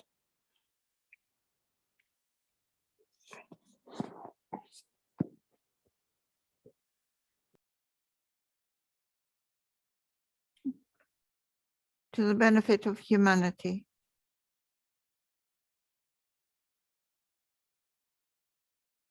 Have we done anything else?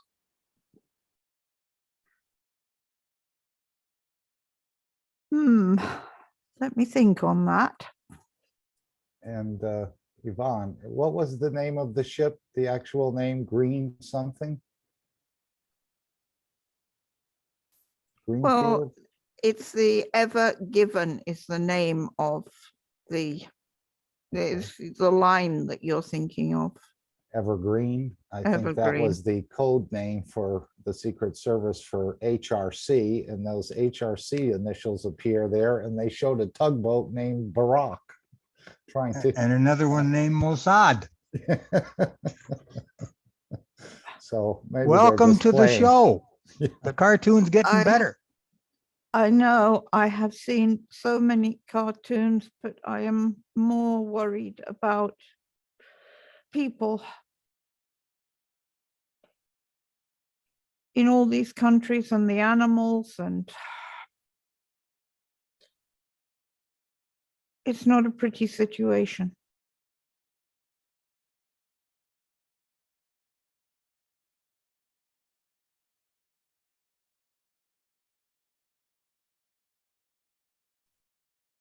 Oh, let's hope they get it off this evening. Here's wishing.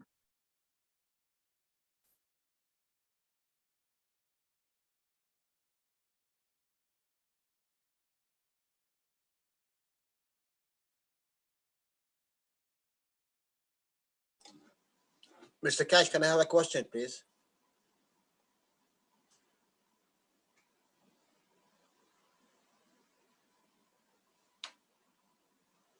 One of the two or just one? Yeah, as you like. In your measurement, you always let me put it like this. You measure the hydrogen, you take 50% from to measure the mass, because you do not consider the inertia in the plasma. And you go further until you go to 10%. You take 10%. What is the limit where partially you do not take anything? You just keep it as it is. Does not happen more or less for a fraction of moment seconds in the plasma condition.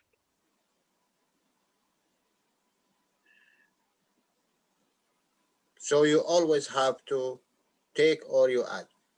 Yeah, you always, especially with plasma, you always, hydrogen, you always take away 50%. Because you don't have a balanced field, you have a single field. Where you have a deuterium, you have a balanced field. Where you have a tritium, you have a what they call unbalanced field towards what we call magnetical.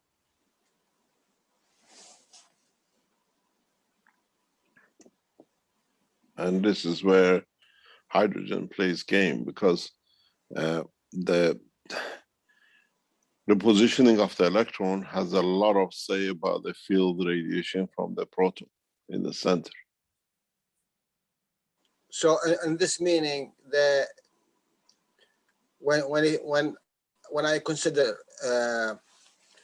tritium, I will consider deuterium. It will behave in one way, and extra hydrogen, it will behave in different.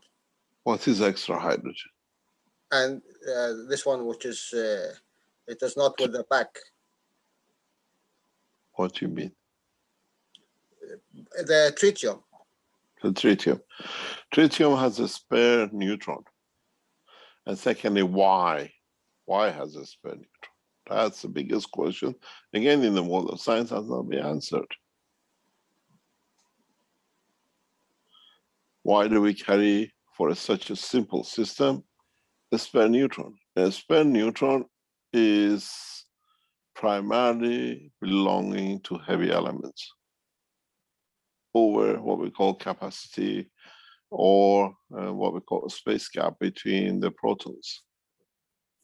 This is one of the another, what I call mystery of the science, why one of the lightest element carries a spare neutron. How does it get in? Maybe I can answer that in a way. Yes.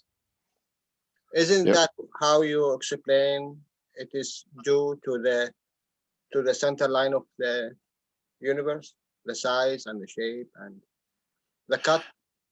In a way, no. In a way, a tritium, a spare neutron, if you have a double tritium, you can create in a very special way deuterium and a helium. And this is what we call plasma energy conversion. It cannot be done in the matter state. You create a condition of the GANs, and then with it, you convert it back to matter. Then you have what we call a spare electron, a spare hydrogen, which stays on its own. And then you have the two neutrons of the tritium. One takes the position of the stronger proton, and one takes the conversion from proton into what we call neutron of its own. So the secondary neutron of the two tritiums, one neutron stays as a neutron. The second neutron, which is the weaker of the two, splits into an electron and a proton, then you create a helium. These are plasmatic conversions, cannot be done in the matter state. Never done, it cannot be done. We call it the fusion, and fusion doesn't exist. So you bring the matter into the energy level and then you drop it down and you have two elements out of it. One is the appearance of helium, and one is the appearance of what we call hydrogen.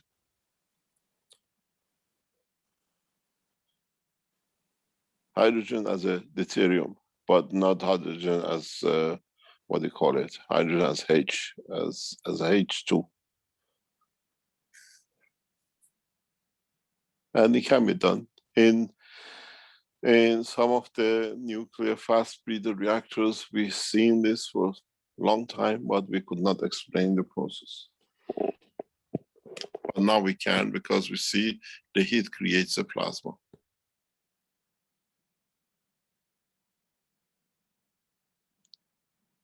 What is the application of CH4, Mr. Cash, in this case? It can go this way, yes? What is the CH4? If we can approach it from this angle. No, not really, because CH4 has a specific characteristic as a gas and has a specific characteristics as in the matter state of the what we call molecule. And in this case, you cannot approach it with the gases. You need the fusion. You can approach it with the gases. What happened with the CH4? You create a combination of what I call at the end of it, the behavior of helium we see.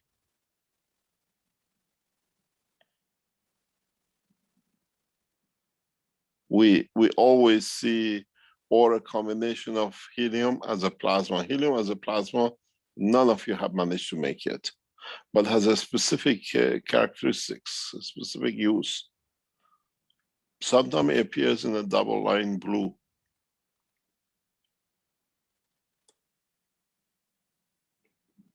You see, with a carbon, you have 6 protons and 6 neutrons in the matter state.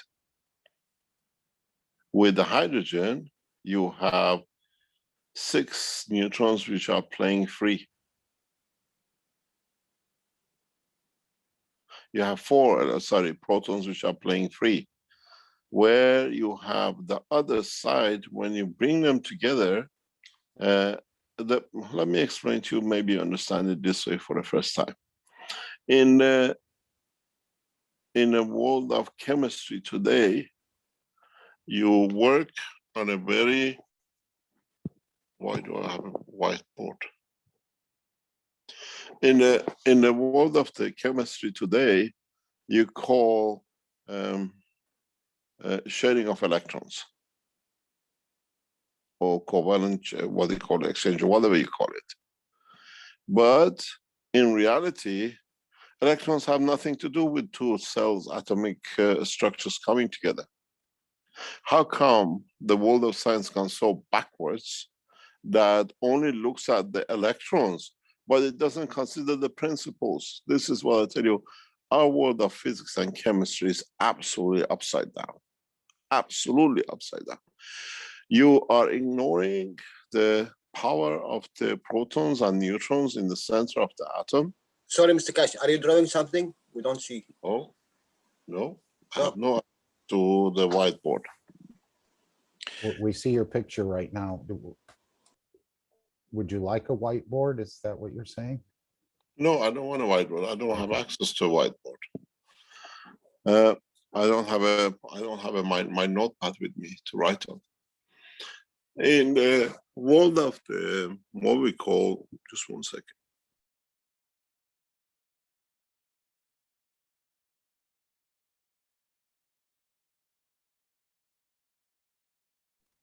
In the world of chemistry today, when you bring two elements together, you speak about they share electrons and how these electrons cover another, what we call it, levels in the structure. But in fact, how come we are talking about the electrons where neutrons and protons are more powerful? They are the decision makers. The position of those protons and neutrons inside the atom or a new molecular structure decides the position of the electrons. This is a typical behavior of the scientists of the time. Then, if you look at that, then you will see a totally different ball game. Is the position of the electrons, which is dictated by the balance fields of the proton and neutron in the center of the two elements or four elements, and how they position themselves. And when I look at the what we call the pictures, how scientists draw the electrons share and whatever, it makes me laugh. It's made me laugh for years. How can an ant decide on the power of a truck or an elephant? Then if you understand this, when you come into the plasma condition, it's much easier.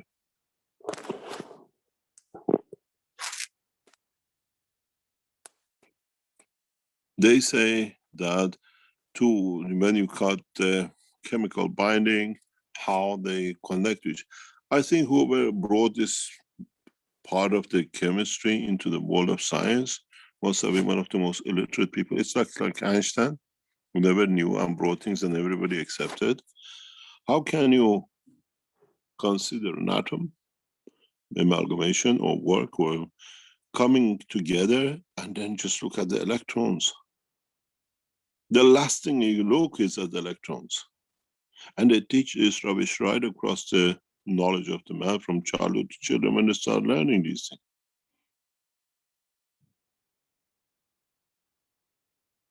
The protons and the neutrons in the center of atom are the dictators of the positioning of each other. It's like two solar cells you come together. The moons decide the position of the sun. The moon of the earth decide where the sun sits and how it interacts with the next solar system. Does it make sense? And then they tell us this is the way they do, because nobody understood the real, nobody ever asked the question.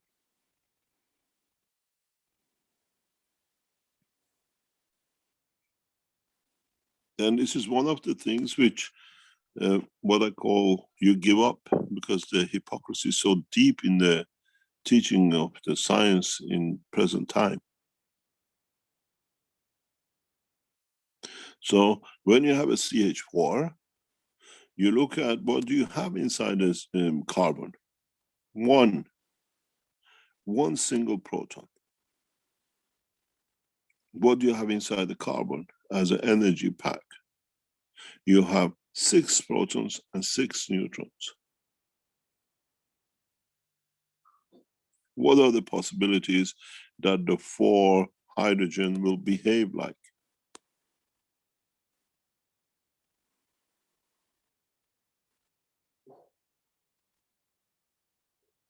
Just look at the structure. Why do you? Pardon? Became the water shape. You can have any shape of this hydrogen. No, it doesn't do that. It doesn't do that. In a way, it creates a different proposition.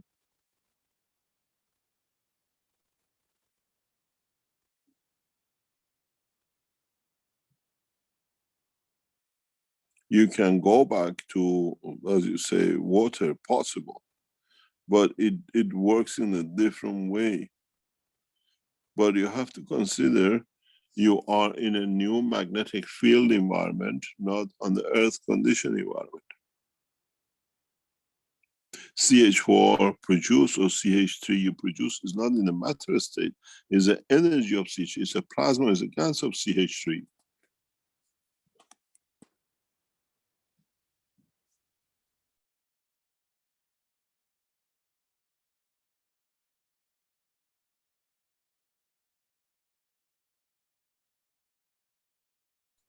Did you mean to mute your mic, Mr. Kesh?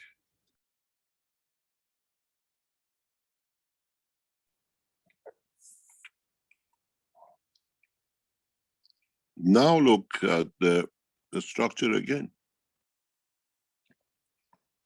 You have 6 protons, 6 electrons, 6 neutrons, and 4 protons. What do you think might happen?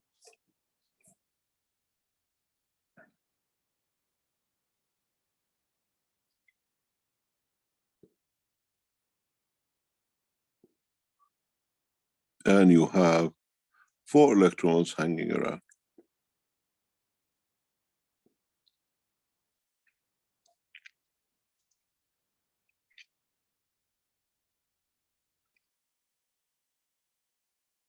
In the plasmatic field, the 4 protons, if you look at it from energy point of view, one of them has to bring, or 2 of them have to bring the energy of one of the electrons down in to convert 1 or 2 of the protons back to neutron in an energy pack correlation.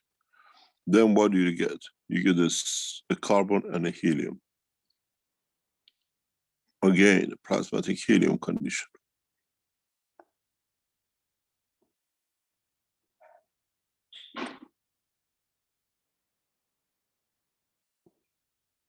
Because then you have 2 neutrons, 2 protons, and 2 electrons hanging outside. It converts because it goes heavier, Mr. Cash? Pardon? It converts because it goes heavier?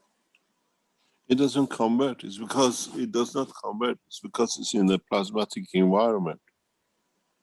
Behaves like a helium. As I said, the plasma technology from now on has a totally different understanding and a structure. You can have a CH4 in a gas state, and then what happens?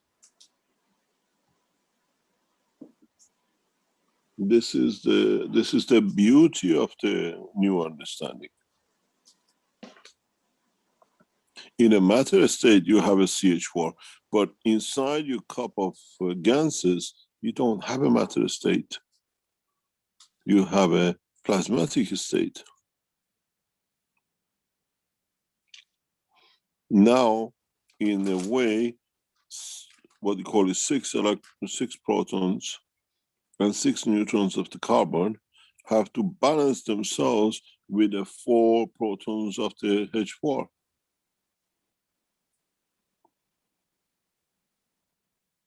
There is a possibility, very much possibility, of what we call, you get a deuterium plus carbon-14, which most of the time, behavior-wise, that's what happens. It's one of the ways to produce carbon-14 for deep space travel.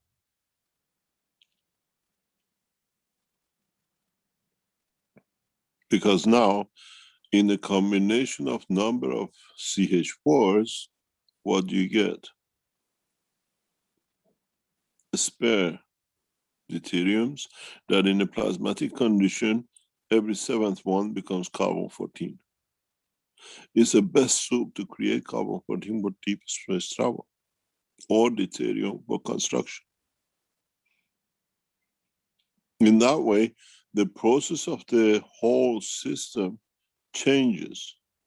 Deuterium itself becomes the inertial point of the universe.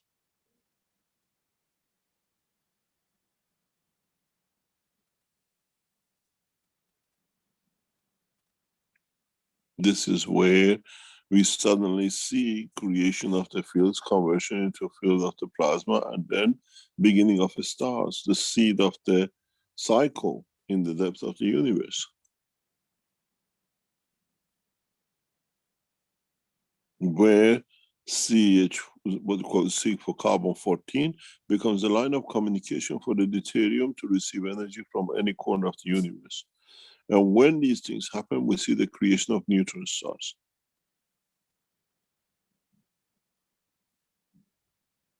the seed, most of the seed of the what we call black holes in a different conversion and creation of neutron stars come through the process of the what we call CH14.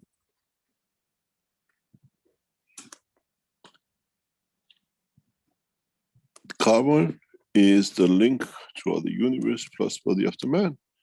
And at the same time, with creating what we call deuterium, you bring the inertial system to it. So you start beginning of the neutron stars,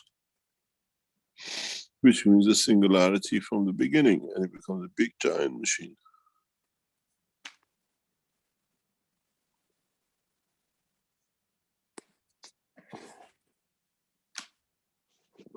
Thank you, Mr. Kash.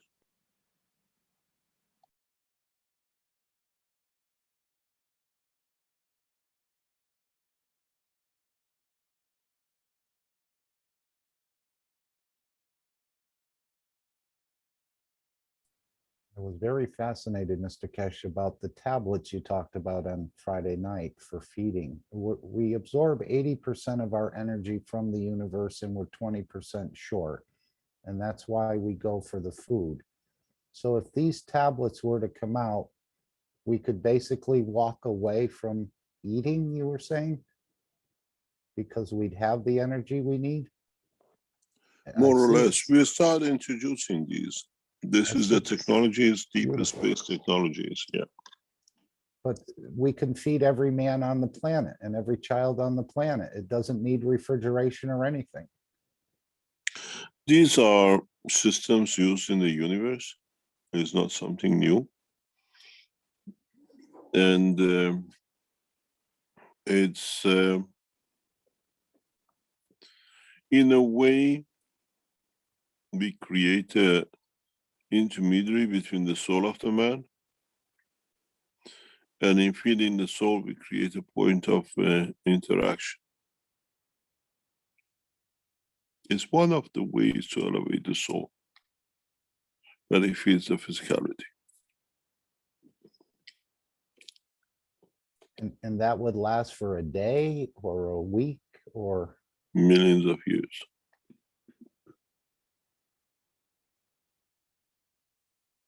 There is no limit. Where would our stomach go? I thought at one point you said you must eat. On Earth, we eat. In the space, we don't eat. We absorb energy from the universe.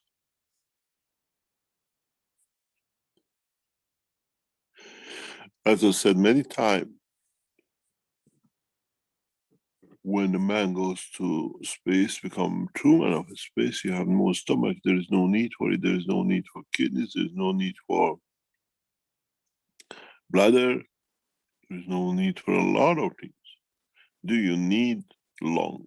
No. Lungs are useful as long as you are permanent residents of this planet. There are no oxygen in space for you to breathe in. Is there a need for a nose? No. Mr. Cash, funny enough, this week we are learning about that in a way in our private teachings.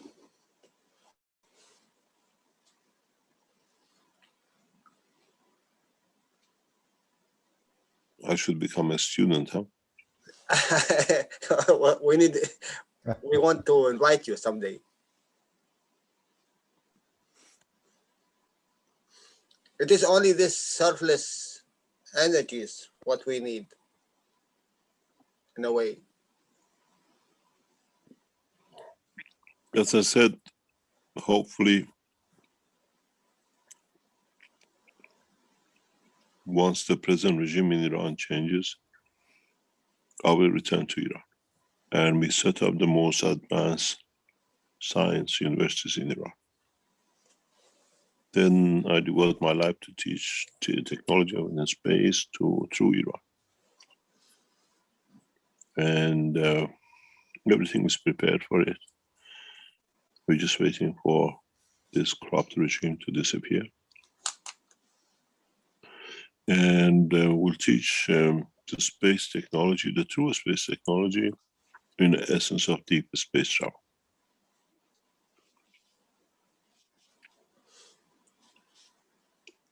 We are supporting you, Mr. Cash, all the way. We cannot wait for that. Right. But it is that we have already started involving other governments with it, but with the incoming of the new presidency in Iran, we will change the course in teaching of the technology. So when you're referring to deep space, you're referring to deep space in a dimensional state? Other galaxies, other universes.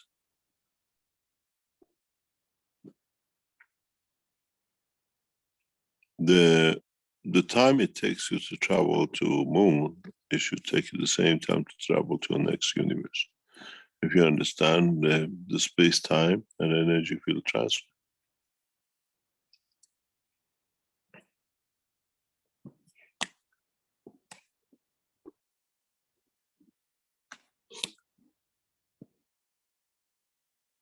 If you go back to some of the teachings in the past, and in referring to the interaction of the universes, I have explained that it's even NASA has reported, the space agencies have reported this.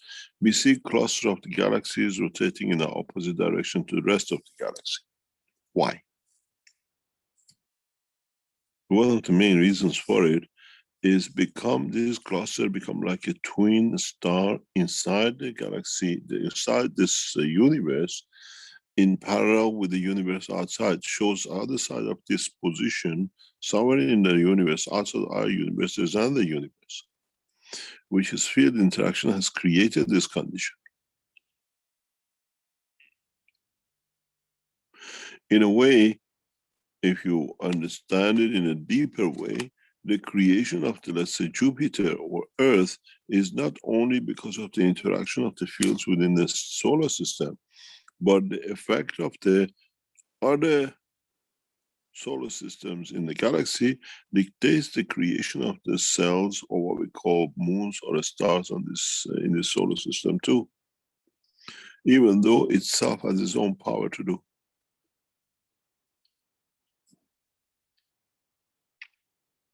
You got to remember a very simple principle. You put two plates to create a carbon, CO2. The sun is one of the plates. Where is the other plate? And then we can understand what interaction of these, what kind of things gases produces in different, all the gases don't come in one place. You've seen it out of nowhere, they appear in your cups.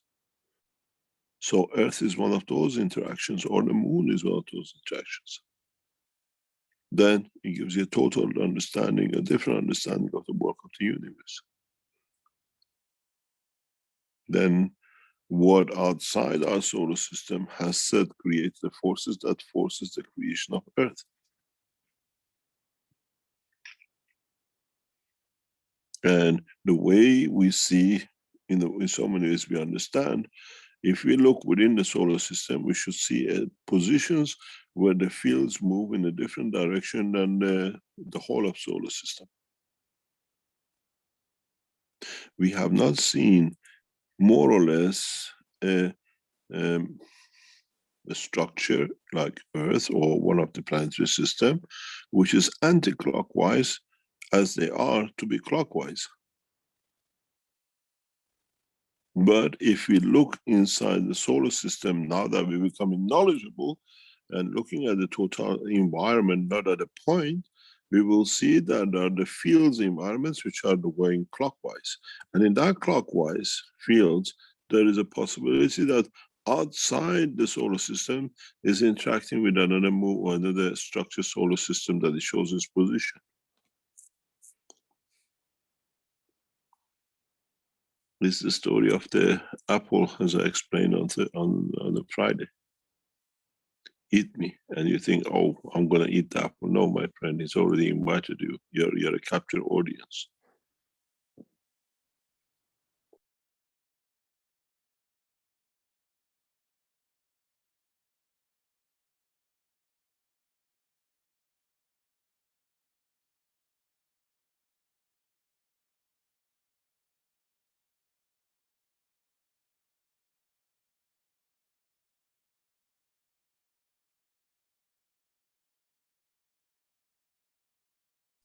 Well, you easily mystify me, but I've had some apples in my refrigerator and I have been thinking of eating them.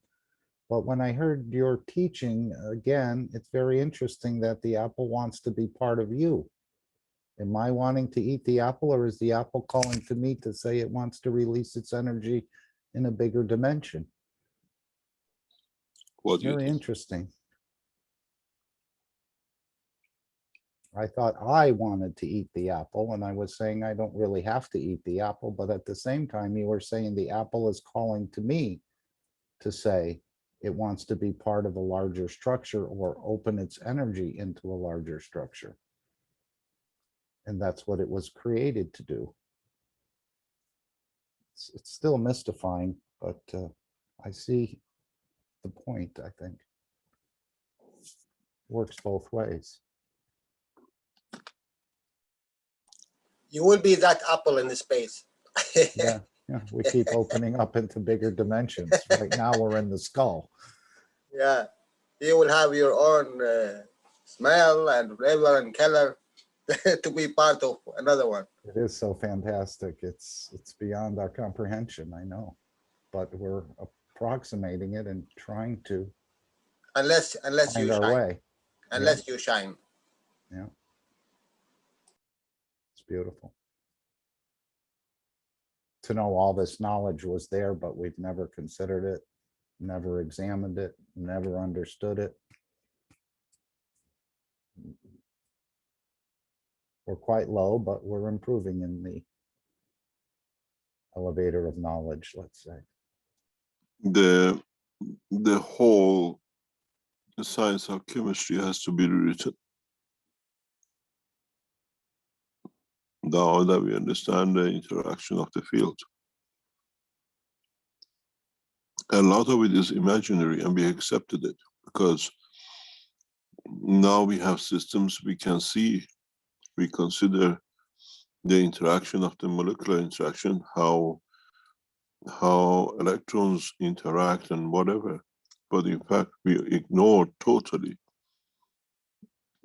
the center force, what I call the actual field forces.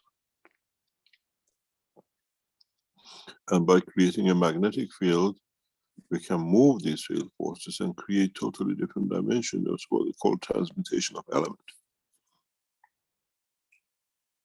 Now we talk about transmutation of fields and energies, where we define energy as what we call it, magnetic fields in motion. Then everything has a different meaning. Everything has a different meaning.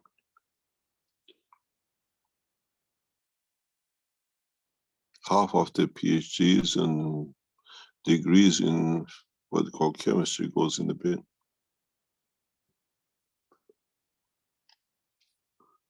Because he was taught the wrong way.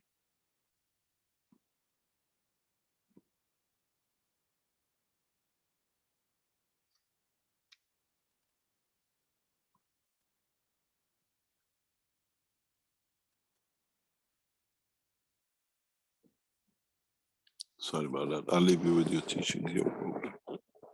Thank you for joining us. It's always a pleasure. Thank you, Mr. Cash. Thank you, Mr. Cash. God bless. Thank you, Mr. Cash, for sharing.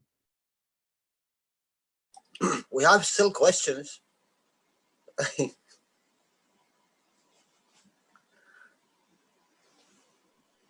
When is book 4 coming? You asking me?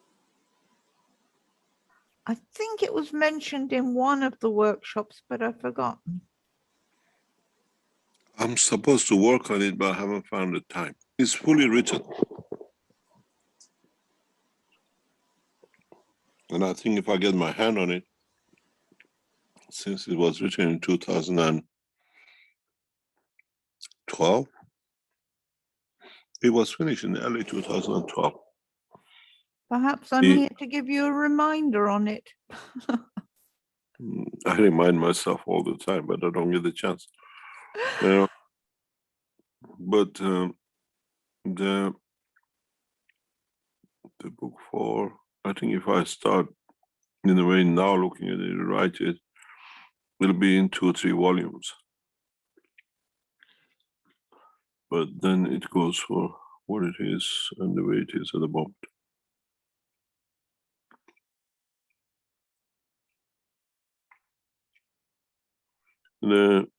Perhaps you could put out 1 volume and everybody wait for the next.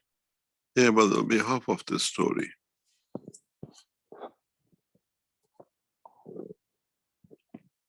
Ah.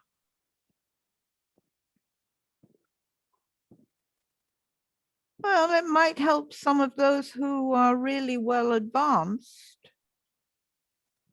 Even half of the story. We'll see. Thank you.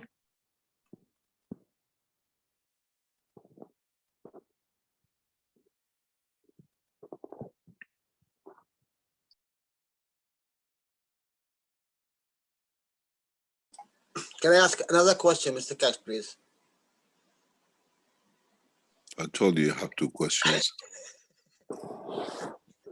Okay. You become very clever for this.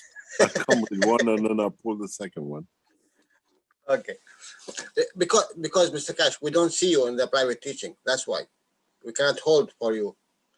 So we bring the question here in the public, no problem. It is only adding to the knowledge. In your teachings, you explain how the plasma behave and how we see the heavier elements outside the reactor, and this is in the plasma condition, and we apply it to the solar system. You said we see in the edge of the solar system the hydrogen and partly helium. What inside the sun? A lighter elements in this case. Inside the sun is only fields. There are no elements. In a way, we say, we call the fields the strength of what we call hydrogen or helium or anything else. But in fact, it's the interaction of the fields. It's a true plasma. The soul of the plasma, you mean? Both, they create in a way, but the plasma itself, plasma of the sun, it's from interaction of the fields. There is no matter state or plasma state as such. Alkaline. Not really. It's a field transmission and field transformation. One of your papers, and the beauty that Marie sent it to me to explain it in a way. You said the difference between a star. Sorry? Which paper? One of what you written, that the difference between a Which star one? and a cell. Which one? I don't know, Mr. Cash. I told you the number, Jalal. She said, I didn't see it, Yuvan. I didn't have the time. It is a paragraph from a paper. Ivan, where did you find it for him? Not me, Marie. Oh, Marie. Yes, but I just gave him the number for it in your publications. It was, I think, 25 or 26. Marie is with us. No, I don't know what he's talking about. I'm looking for it. Good. Because this will explain a lot.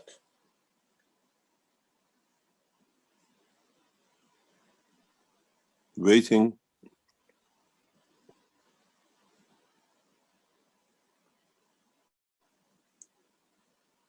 Let us wait just seconds, or I can read it from. It's in the back of the book you're talking about.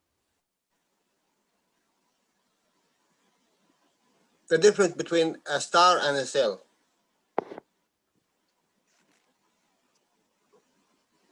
Yeah. Yeah, should I read it? Just 1 second. Did you find it? Because I found it. It's called Life of a Cell. Yes, please. Can you read it, Marie, please? Yes. Extract from this paper the reality of the transportation and transmutation of a cell is not far from the reality of the life of an atom or a star, where the life cycle of the cell are slightly more complicated, as they contain other matters maps, like acids, which have their own magnetic characteristics of their own chemical structure. For this reason, the control and replication of the energy of the cell is very much complex, but very simple to achieve. So that was the extract. It was paper number 21 of yours, Mr. Kesh. I misremembered. So what is the question? So thank you, girls. So if we go to the matter state, it should be acidic. If we would like to go in the shining state, it should be alkalines. And in this way, if I put it in respect to the what we are doing in the plasma, giving, as you said, the UC member, he will shine because UC member is giving more than he takes in a way. Yeah. So in this case, isn't that the scale of the hydrogen?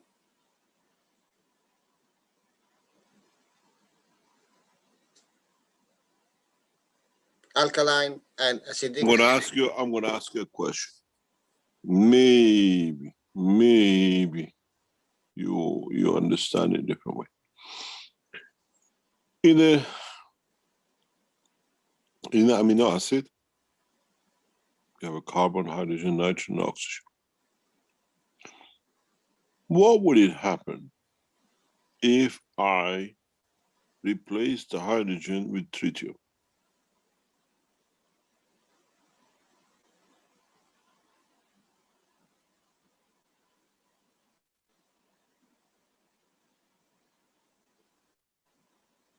Gerard? Yes. I thought you are continuing. No. What happened if I replace hydrogen in a acid bond with a tritium? Yes, you just explained it to us.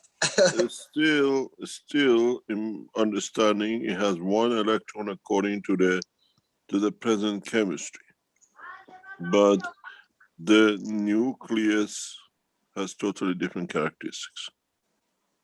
Yes, and in this case, you just explained it to us when we speak about the CH4, and that this deuterium package, it will add to the carbon, I think, because the nitrogen, we see it here, nitrogen as a matter state, but actually it is in a way carbon 14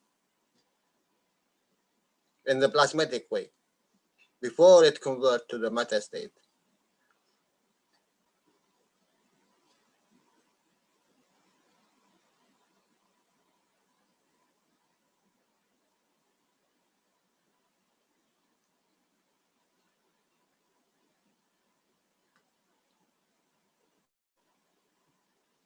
But here on Earth, I think you will change the position of the oxygen,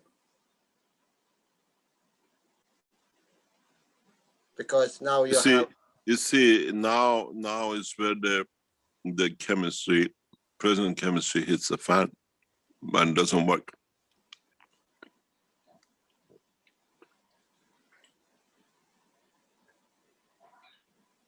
Where we consider amino acid in the matter state of carbon, but in the energy state or plasma state is totally different.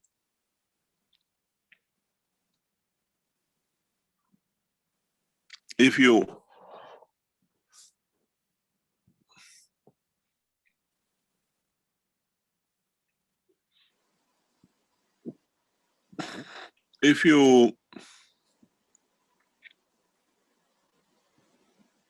consider that inside the body of the man, you don't have a amino acid as a matter state fat you see, but you have it as a ball of energy.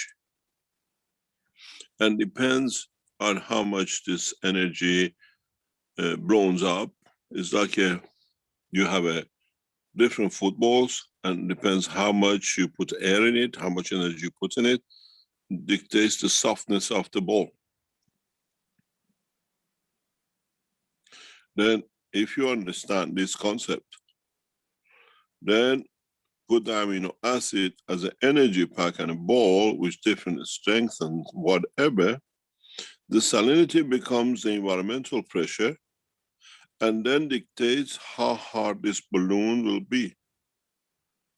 Then this balloon becomes the tissue of the, what do you call it, the muscle of a heart, or it becomes a tissue of muscle of the arm, or it becomes a tissue of muscle of a toe. Then we understand the concept of the present biology non-existence does not fit the reality. Because outside we see it as a layer on top of the CO2 gas, but inside the body of the man is a ball. And in respect to the salinity and composition of the material near to it, now it's soft or hard. And then it becomes different tissues in respect to the environment of the, what I call, created by salinity around it. It shows itself. In a way, if you look at it, if you understand the knowledge of the present time, the salinity is like that virus, that interaction with the field of the plasma of the amino acid. In respect to it, it dictates how soft or hard the ball is going to be.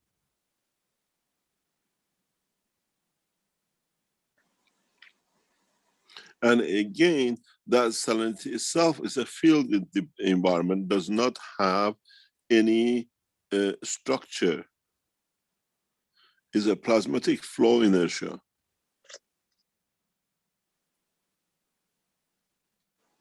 And then the whole structure, understanding of biology changes totally.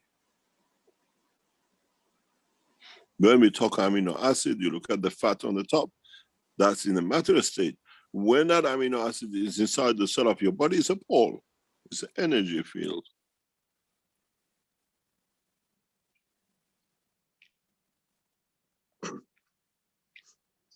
Full understanding.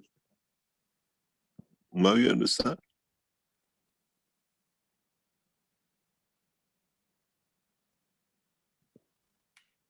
Somebody is sharing pictures. Yeah, they're sharing the amino acid structure.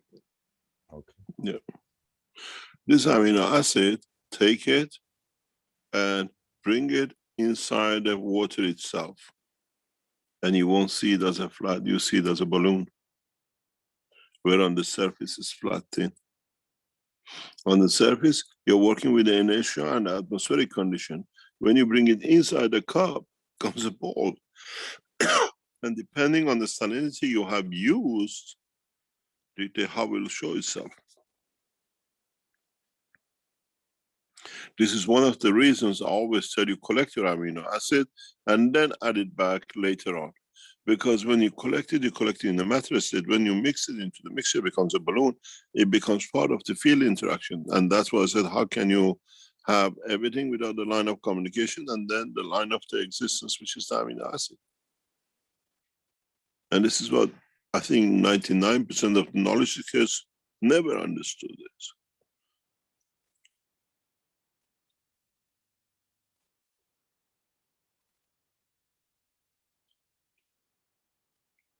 Then it has totally meaning. The structure of the whole chemistry and biology changes.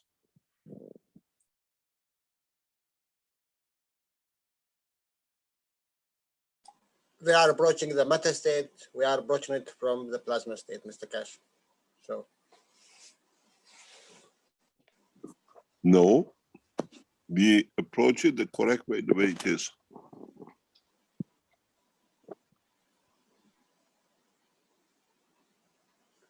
the field state.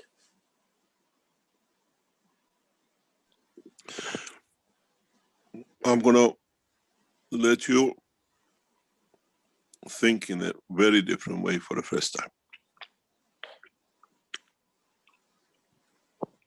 Thank you, Mr. Cash. Appreciate. Let's look at if you can produce a nano box, a CO2 box, which has a CO box in it, and it has a condition to create Zn in it, the way you do in a cup of life. But make it spherical, not like the way you see it today, not in a box. Make it in a ball shape if you can. And then be able to hold on to it, that in the interaction with the fields of the salt which is surrounding it, the gases produced will create the amino acid layer. You will realize one thing immediately is that the amino acid will immediately take shape in 3 layers, become the skin, bring manifestation of physicality of the existence of the cell within. So creating life with a skin is very easy. And then once that the skin created, is separate in structure inside the ball than outside. The upper skin, outer layer, is to interact with the atmosphere. The middle layer is balancing between the condition inside and outside, and the inner layer is holding the fields inside.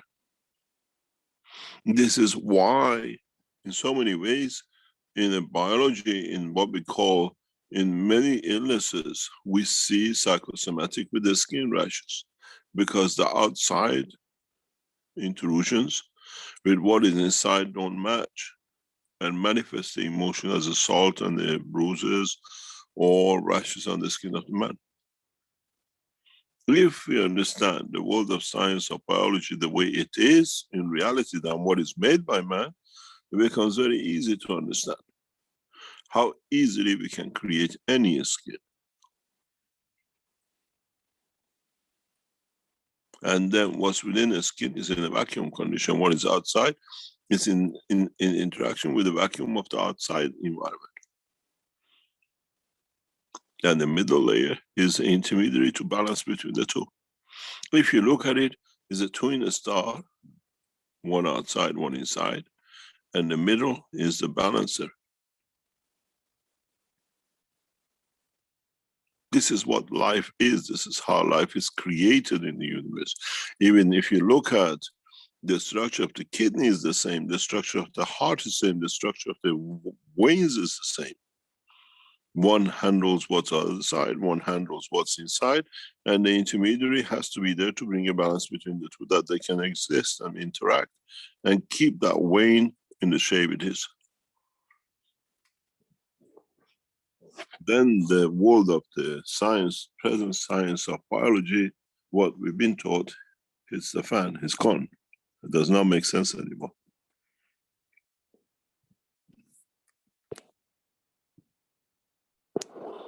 Those of you who are versed in the world of biology and chemistry, you understand you wasted your life leading and been taught so much.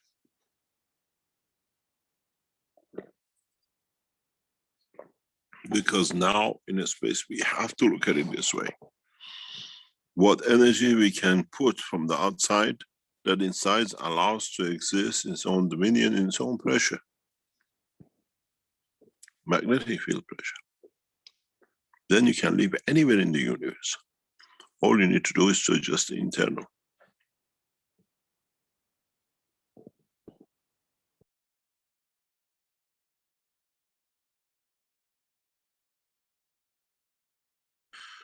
I have to go into a very important meeting. I have to leave. Sorry about that. I'm 17 minutes late for a meeting. Thank you, Mr. Cash. Thank you very much. Thank you very much. Thank you, Mr. Cash. Thank you. Thank you. I hope I didn't ruin your what I call evening.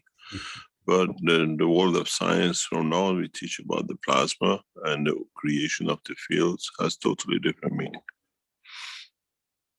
And if you go back in some of the teachings we did in the health teachings, or first 48 teachings with in the medical side, it explains a lot of things which is now getting discussed. 10 years ago, I tried to explain this 8 years ago, but the knowledge wasn't there. But now more people understand. We can teach deep. I wanted to teach this years ago, but nobody could understand it.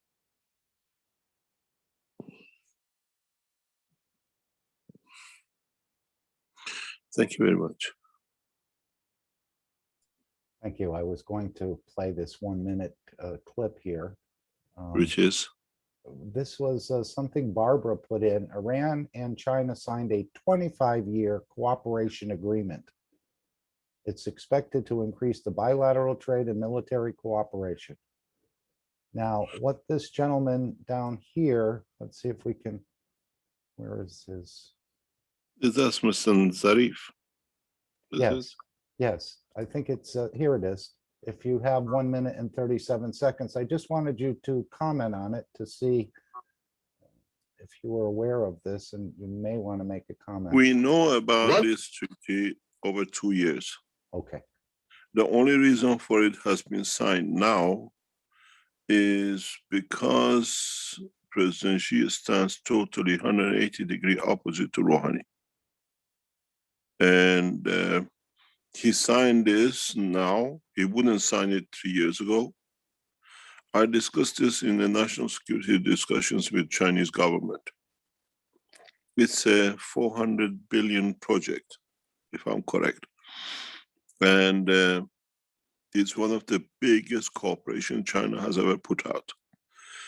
It's the consolidation between the Silk Road between Iran and China. And as of this week, Keshe Foundation is part of this structure. We will explain to you later on. President Xi refused to sign this till Rouhani is out of the way. You have to understand, China sees Rouhani as one of the biggest betrayal in the bilateral relationship between Iran and China.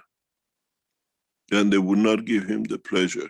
But now they start facilitating that when the next president comes into operation, huge structures with Iran will start. Primarily, a lot of this will go into the space development with Iran, and Keshe Foundation will be part of it in a very direct way. And this was done to what we call counterbalance the pressures of the Americans on the Iranian, what we call economy. But this was supposed to be signed 2 years ago. President Xi wouldn't allow it to happen. But has a very negative structure on Iran because it can bring Iran on a burden of a massive debt that will not be payable by 2-3 generations. And this is one of my biggest concerns regarding this contract. We have to watch every step of it, that we do not give our oils for free in exchange for freedom from the sanctions, now that we have changed position of negotiation for the sanctions.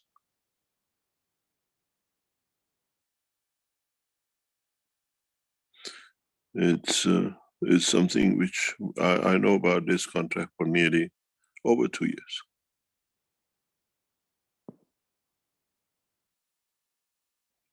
So in this way, China is approaching Iran for making this contract. The problem is now we will be, it's a very tricky position, very, very tricky position. China has invested financially in many countries, but has led to the crippling of the industry. If you look at it, it says about the oil industry. It's part of it is to expand Iran oil industry. I know this contract for nearly 2 years. And we know this would not happen till Rouhani goes away.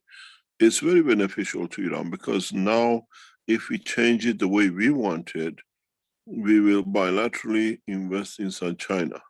It's not a one way, but as part of this structure, it becomes a bigger position for China influentially in Middle East.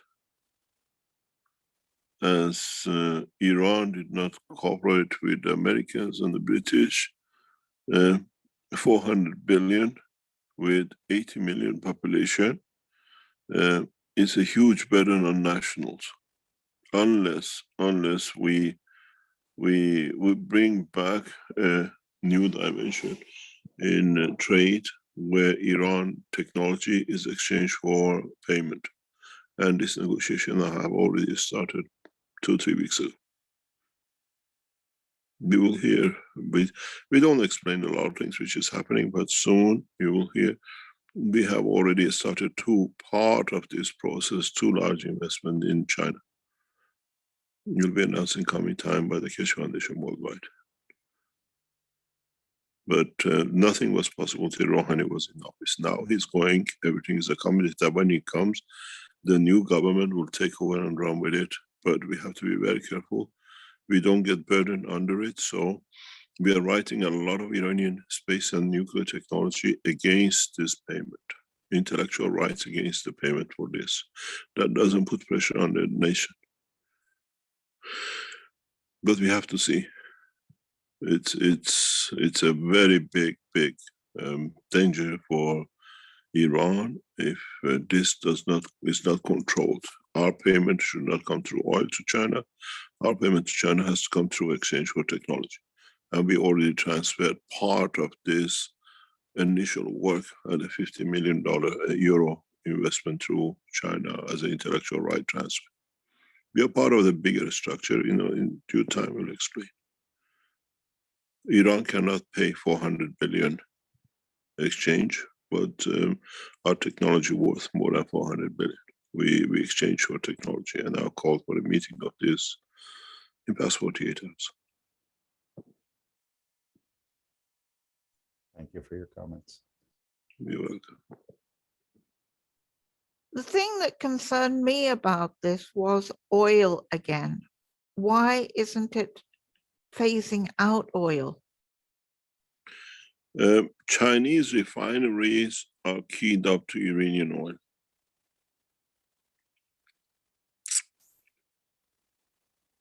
Chinese, so very light oil. Iran has a combination of oils. We have a different type of oil from north of Iran in the Caspian Sea to the south of Iran in the Persian Gulf. The first oil ever dug out in a way for refining came from Caspian Sea. If you go back into the history of the oil industry. And the Chinese have a big problem that the Silk Road train runs from China to Iran, through to Europe, but it goes back empty most of the time. This railway cost billions of dollars to build. Now we do it ourselves, Keshe Foundation, all these enhancement units you see, we ship it on the Silk Road. It takes us 14 days from factory to our factory, door to door. If I ship it by sea, I have to wait up to 10 weeks. Our people in China put the goods on the train in the factory or give it to the railway company. 14 days later, it's delivered to our warehouse in Austria. But all these trains, most of them go back empty. With the Iran North oil line, the hunger for oil of China can be met this way, partially. and it's part payment in, because we cannot export the oil from north of Iran. We have to pipe it all the way down to the Caspian Sea and pipe it out. And in so many ways, I know this because I've been involved in this business for nearly 40 years in oil export from sub-Russian countries and Silk Road. And now this is a very good opportunity for Iran to export the North fields, which you could not export up to now directly into Chinese territory, where the trains go back empty. But that has to be the limitation of it, without literally bogging us down with the oil in the south. It's much more into it. I've been involved in this. I've been around this for nearly 40 years. I know the reason I started the export of oil from Kazakhstan into China because of the border line. And there's a lot of political pressures on this side of it. It makes Iran independent of oil exports from the Caspian, from the Persian Gulf. It allows Iran to open a second channel of line of export of oil into outside Iran, creating revenues which does not go under sanctions. It's a big, I know this, we've been part of it, and Keshe Foundation has become part of it now.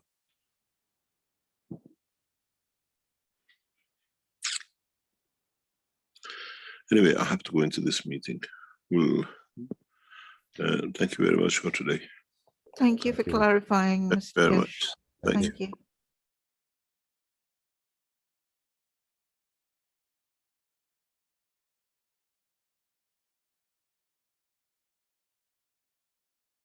Well, we could play this. It's only 1 minute and 30 seconds. And let's just see what the foreign minister has said. And again, Mr. Keshe was on top of this. He's been involved in the last 2 years with this. So it's new for us, but not for Mr. Keshe. It doesn't seem like there's a business he hasn't been involved in, other than maybe creating military and weapons technology.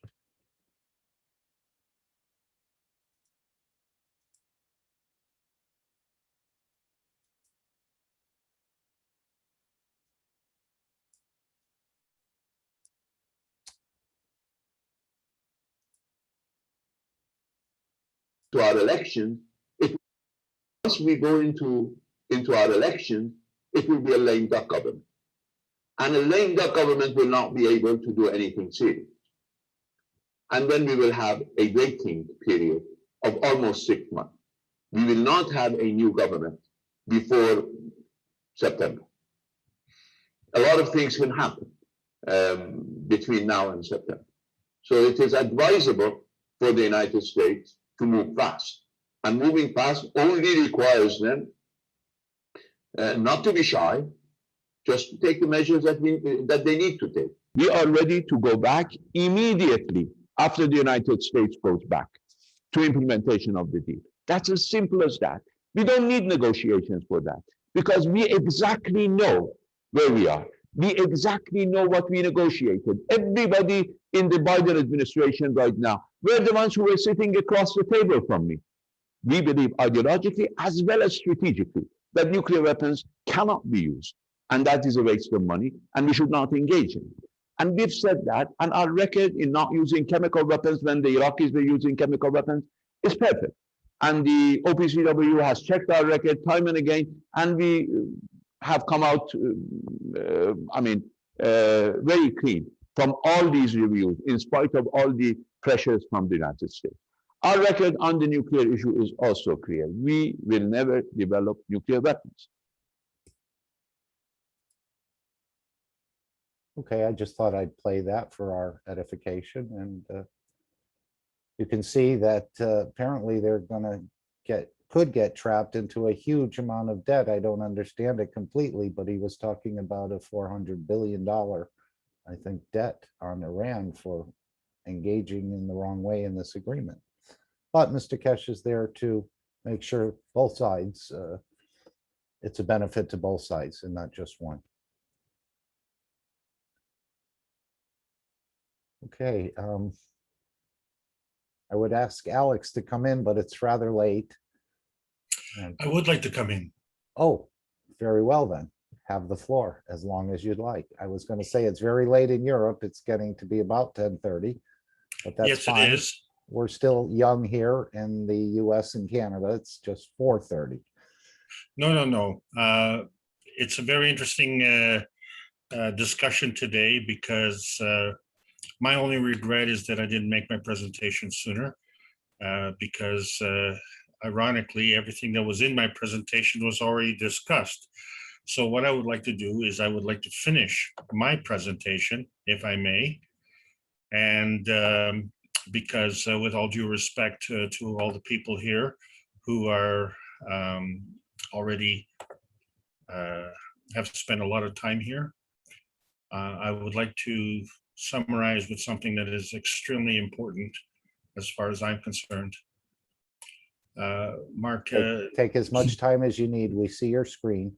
If you'd like me to, I can play the disclaimer so you don't have to read it. no, there's nothing to disclaim. Very What well. we're talking about is something that's very relevant that's going on here.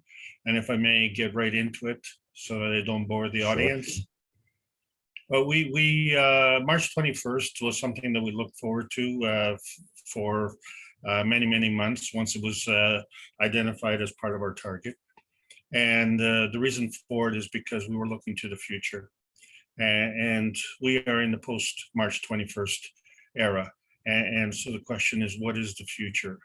And as we've seen in the mind-blowing disclosures on Friday night in Brazil and further today, thanks to Mr. Kesh's gracious presentation, the new science is fulfilling the promise. This is something that is, as far as I'm concerned, lacking on this planet. One of the things that we did with the Brazil team is that we promised that we would do teachings, and we fulfilled those promises. 21 classes, basic teaching, and what we wanted to do now was to do a little bit more advanced teaching on that. But as you can see, Mr. Kesh is way down the line because he is in the post-pandemic, and we are in the post-pandemic era. We are part of the Kesh Foundation Spaceship Institute. It is a spaceship, it's a space technology organization. And as far as we're concerned, we're in the post-pandemic. However, the rest of the planet is still dealing with the present. And there's a variety of reasons for that. So one is the old paradigm. And the old paradigm, as was just discussed a few minutes ago, is the basic upside down nature of the way that the technology was taught. And, I've often said, are we backwards or are we upside down? It all depends on whether or not we're in our earthbound reality or in our space-bound reality. But frankly, we're in a plasma-bound reality. The thing is, the pandemic is out of control. And what we're seeing now is a tremendous crisis in the United States. That hasn't changed really. But what we're also seeing is an even greater crisis in Brazil. And if you haven't been following it, we're over 3,000 per day in the mortality rate. And this is not a pandemic. This is a pandemic out of control. And what we need to do is we need to change the channel. And the channel is that we have the cups of life, and we need to stick to it. We need to keep making the cups of life. And that's one of the things that the new channel is doing. And that new channel, of course, is KFTV. And this is what we're discussing, the science and the soul coming together. And part of the problem with the soul, of course, is that we are still dealing with rules with respect to energy transfer in a matter state. Whereas when we get into the universal energies, we find that ethics comes into play. And the reason for that is because life wants to live. We are creators being created. And so this is anomaly that we have here where we are self-serving at the expense of others. Morality is important, compassion is important, and courage to fulfill our destiny is a completion of what we need to fulfill the creation. And so we always have to ask ourselves, what are we creating? And so what we're all basically looking for is plasma satisfaction.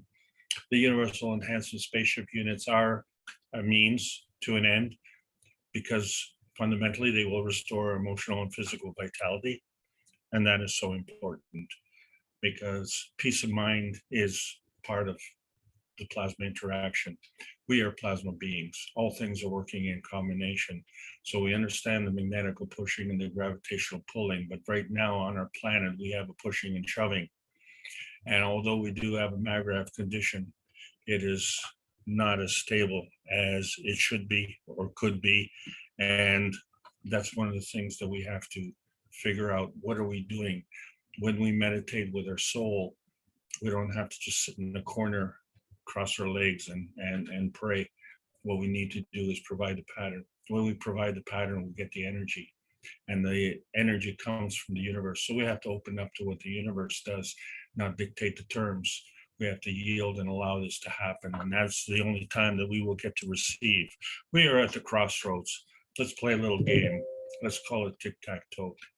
And the reason we call it tic-tac-toe is because it's a two-dimensional representation of the basic game. And then we look at what we give and what we don't give. Computers look at X's and O's or ones and zeros, on and off, that type of thing. But what we wanted to talk about today was transmission and its relationship to transition. Because last week we talked about transmission, which was the x-axis. I wanted to talk about transition, which was the y-axis.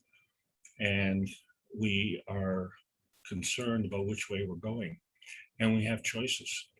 And the thing is, those are not the only two choices. That's our relationship of singularity and duality, as Mr. Keshe just mentioned. And so there are other dimensions. The question really becomes, and I'm going to leave it today, is whose turn is it? Because we obviously have ways to go. So we are just the messengers. We're messengers of peace. This is the most important thing that the Keshe Foundation is doing, bringing peace and friendship onto this planet. And so just mustn't ever forget what the whole purpose of the Keshe Foundation Spaceship Institute. Yes, it's to deliver plasma science, and yes, it's to put it in public domain because we don't want to leave anybody behind. And when we don't leave anybody behind, that includes everybody as part of the World Peace Treaty.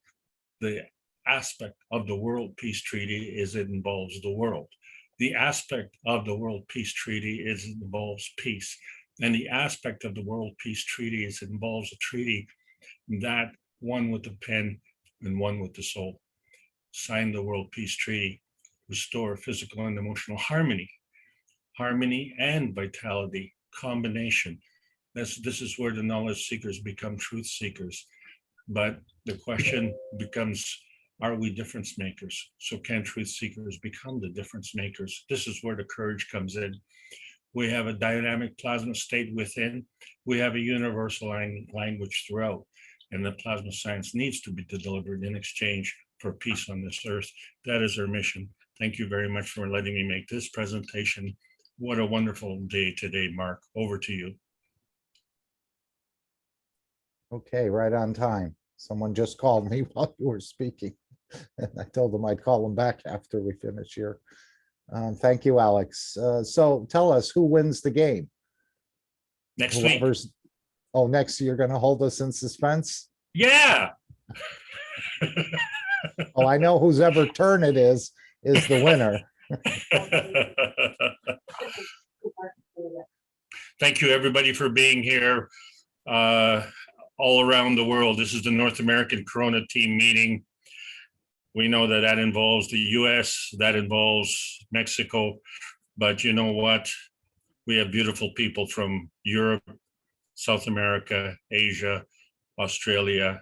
This is Kesh Corona World Team Meeting. Thank you all so much. Okay, would anyone like to add anything, or we'll play the disclaimer and end the meeting? I noticed there were close to 80 people here today, so that's very encouraging. But again, we don't look at the matter state or the numbers. There's probably millions of other souls around us that we're not even aware of, that are just observing. And again, if 1/3 of the people on this planet are not from this planet, then we're in good company, I think. Sorry, very quickly, I'm interrupting you. Just wanted to ask about Friday night's Brazilian show. I couldn't attend to it. I'm sorry. How can I try to retrieve that from YouTube or something? Raphael, are you still with us? Would you like to make a comment if you can? I've gone to BitChute, but I couldn't isolate that particular night's one. There is, he did put it in the Telegram. If you're in the Telegram, I know. I'm not sure if I'm in Brazilian Telegram. No, I'm not. Okay. Well, it's not in YouTube, is it? It is on YouTube, yes. It is on I had YouTube. a tough time finding it, even though I typed in the exact what he gave me. He had sent a link there. Does anyone have that link? Baldas just posted it. Okay, it's there, Kay. If you want to find something, just ask Dan. I know. I was just saying, Dan is very, very quick. He's like a gunslingers of the West in Romania. God bless him. He's got information. He's ready all the time. God bless you. Thank you ever so much. Thank you, Kay. I see John is here. Would you like to make any comments, John? John Bliven? I don't have anything to say. Great. Thank you for your presence and your support on the soul level. And we're all looking forward to your center coming into operation very soon. Anyone else would like to add something, make a comment? Kay, I'm going to mute you.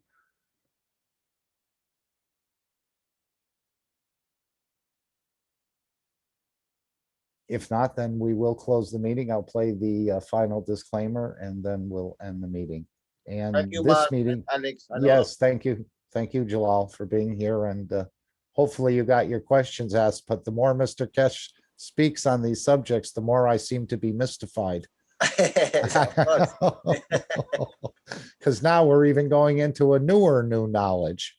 I thought the GANs and the plasma was the new knowledge, but now he's taking it into an even higher dimension of understanding. So Must we have be like this. Must be. Yeah, it must continue on in this manner throughout the universe. So we're going to have so many new discoveries and new understandings, and we will share these with the others as we understand what we think we understand. Thank you all for being here. This has been the Kesh Corona Telegram meeting in English for March 28th. We're a week into the new cycle. Thank you again, Alex, for presenting, and I did a little hosting in the background. It's all good, and continue. If there's anyone here who has the editing or producing type of skills that we need, please join our Kesh Foundation US television group and Telegram. We are looking things, and I don't know if Leanna is still here, but I did send her a message that Stefania is willing and able to give you an interview.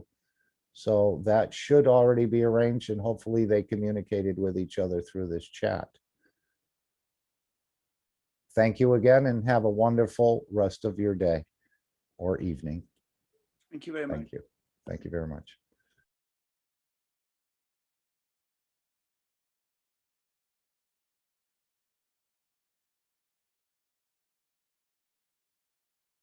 Disclaimer. The information and education material contained herein is meant to promote the general understanding and dialogue of GANs processing. Such information is not meant or intended to serve as a substitute for a healthcare professional's clinical training, experience, or judgment. For patients and individuals, such information is not to be a substitute for professional medical, therapeutic, or healthcare advice or counseling. For medical issues or concerns, including decisions about medications and other treatments, readers, viewers, listeners should always consult their physician or, in serious cases, seek immediate assistance from emergency personnel. Prescription information, procedures, and use of medical devices information should be undertaken only by properly trained and certified medical personnel. We specifically disclaim any warranties, express or implied, including implied warranties of merchantability or fitness for a particular purpose. Such information is provided, as is, and is believed to be accurate at the time of its publishing, but it is the viewer's job to evaluate the accuracy of any information found in this presentation.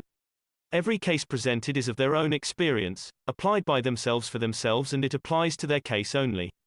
Every person experiencing health problems should seek professional medical advice and consult their course of treatment with a doctor.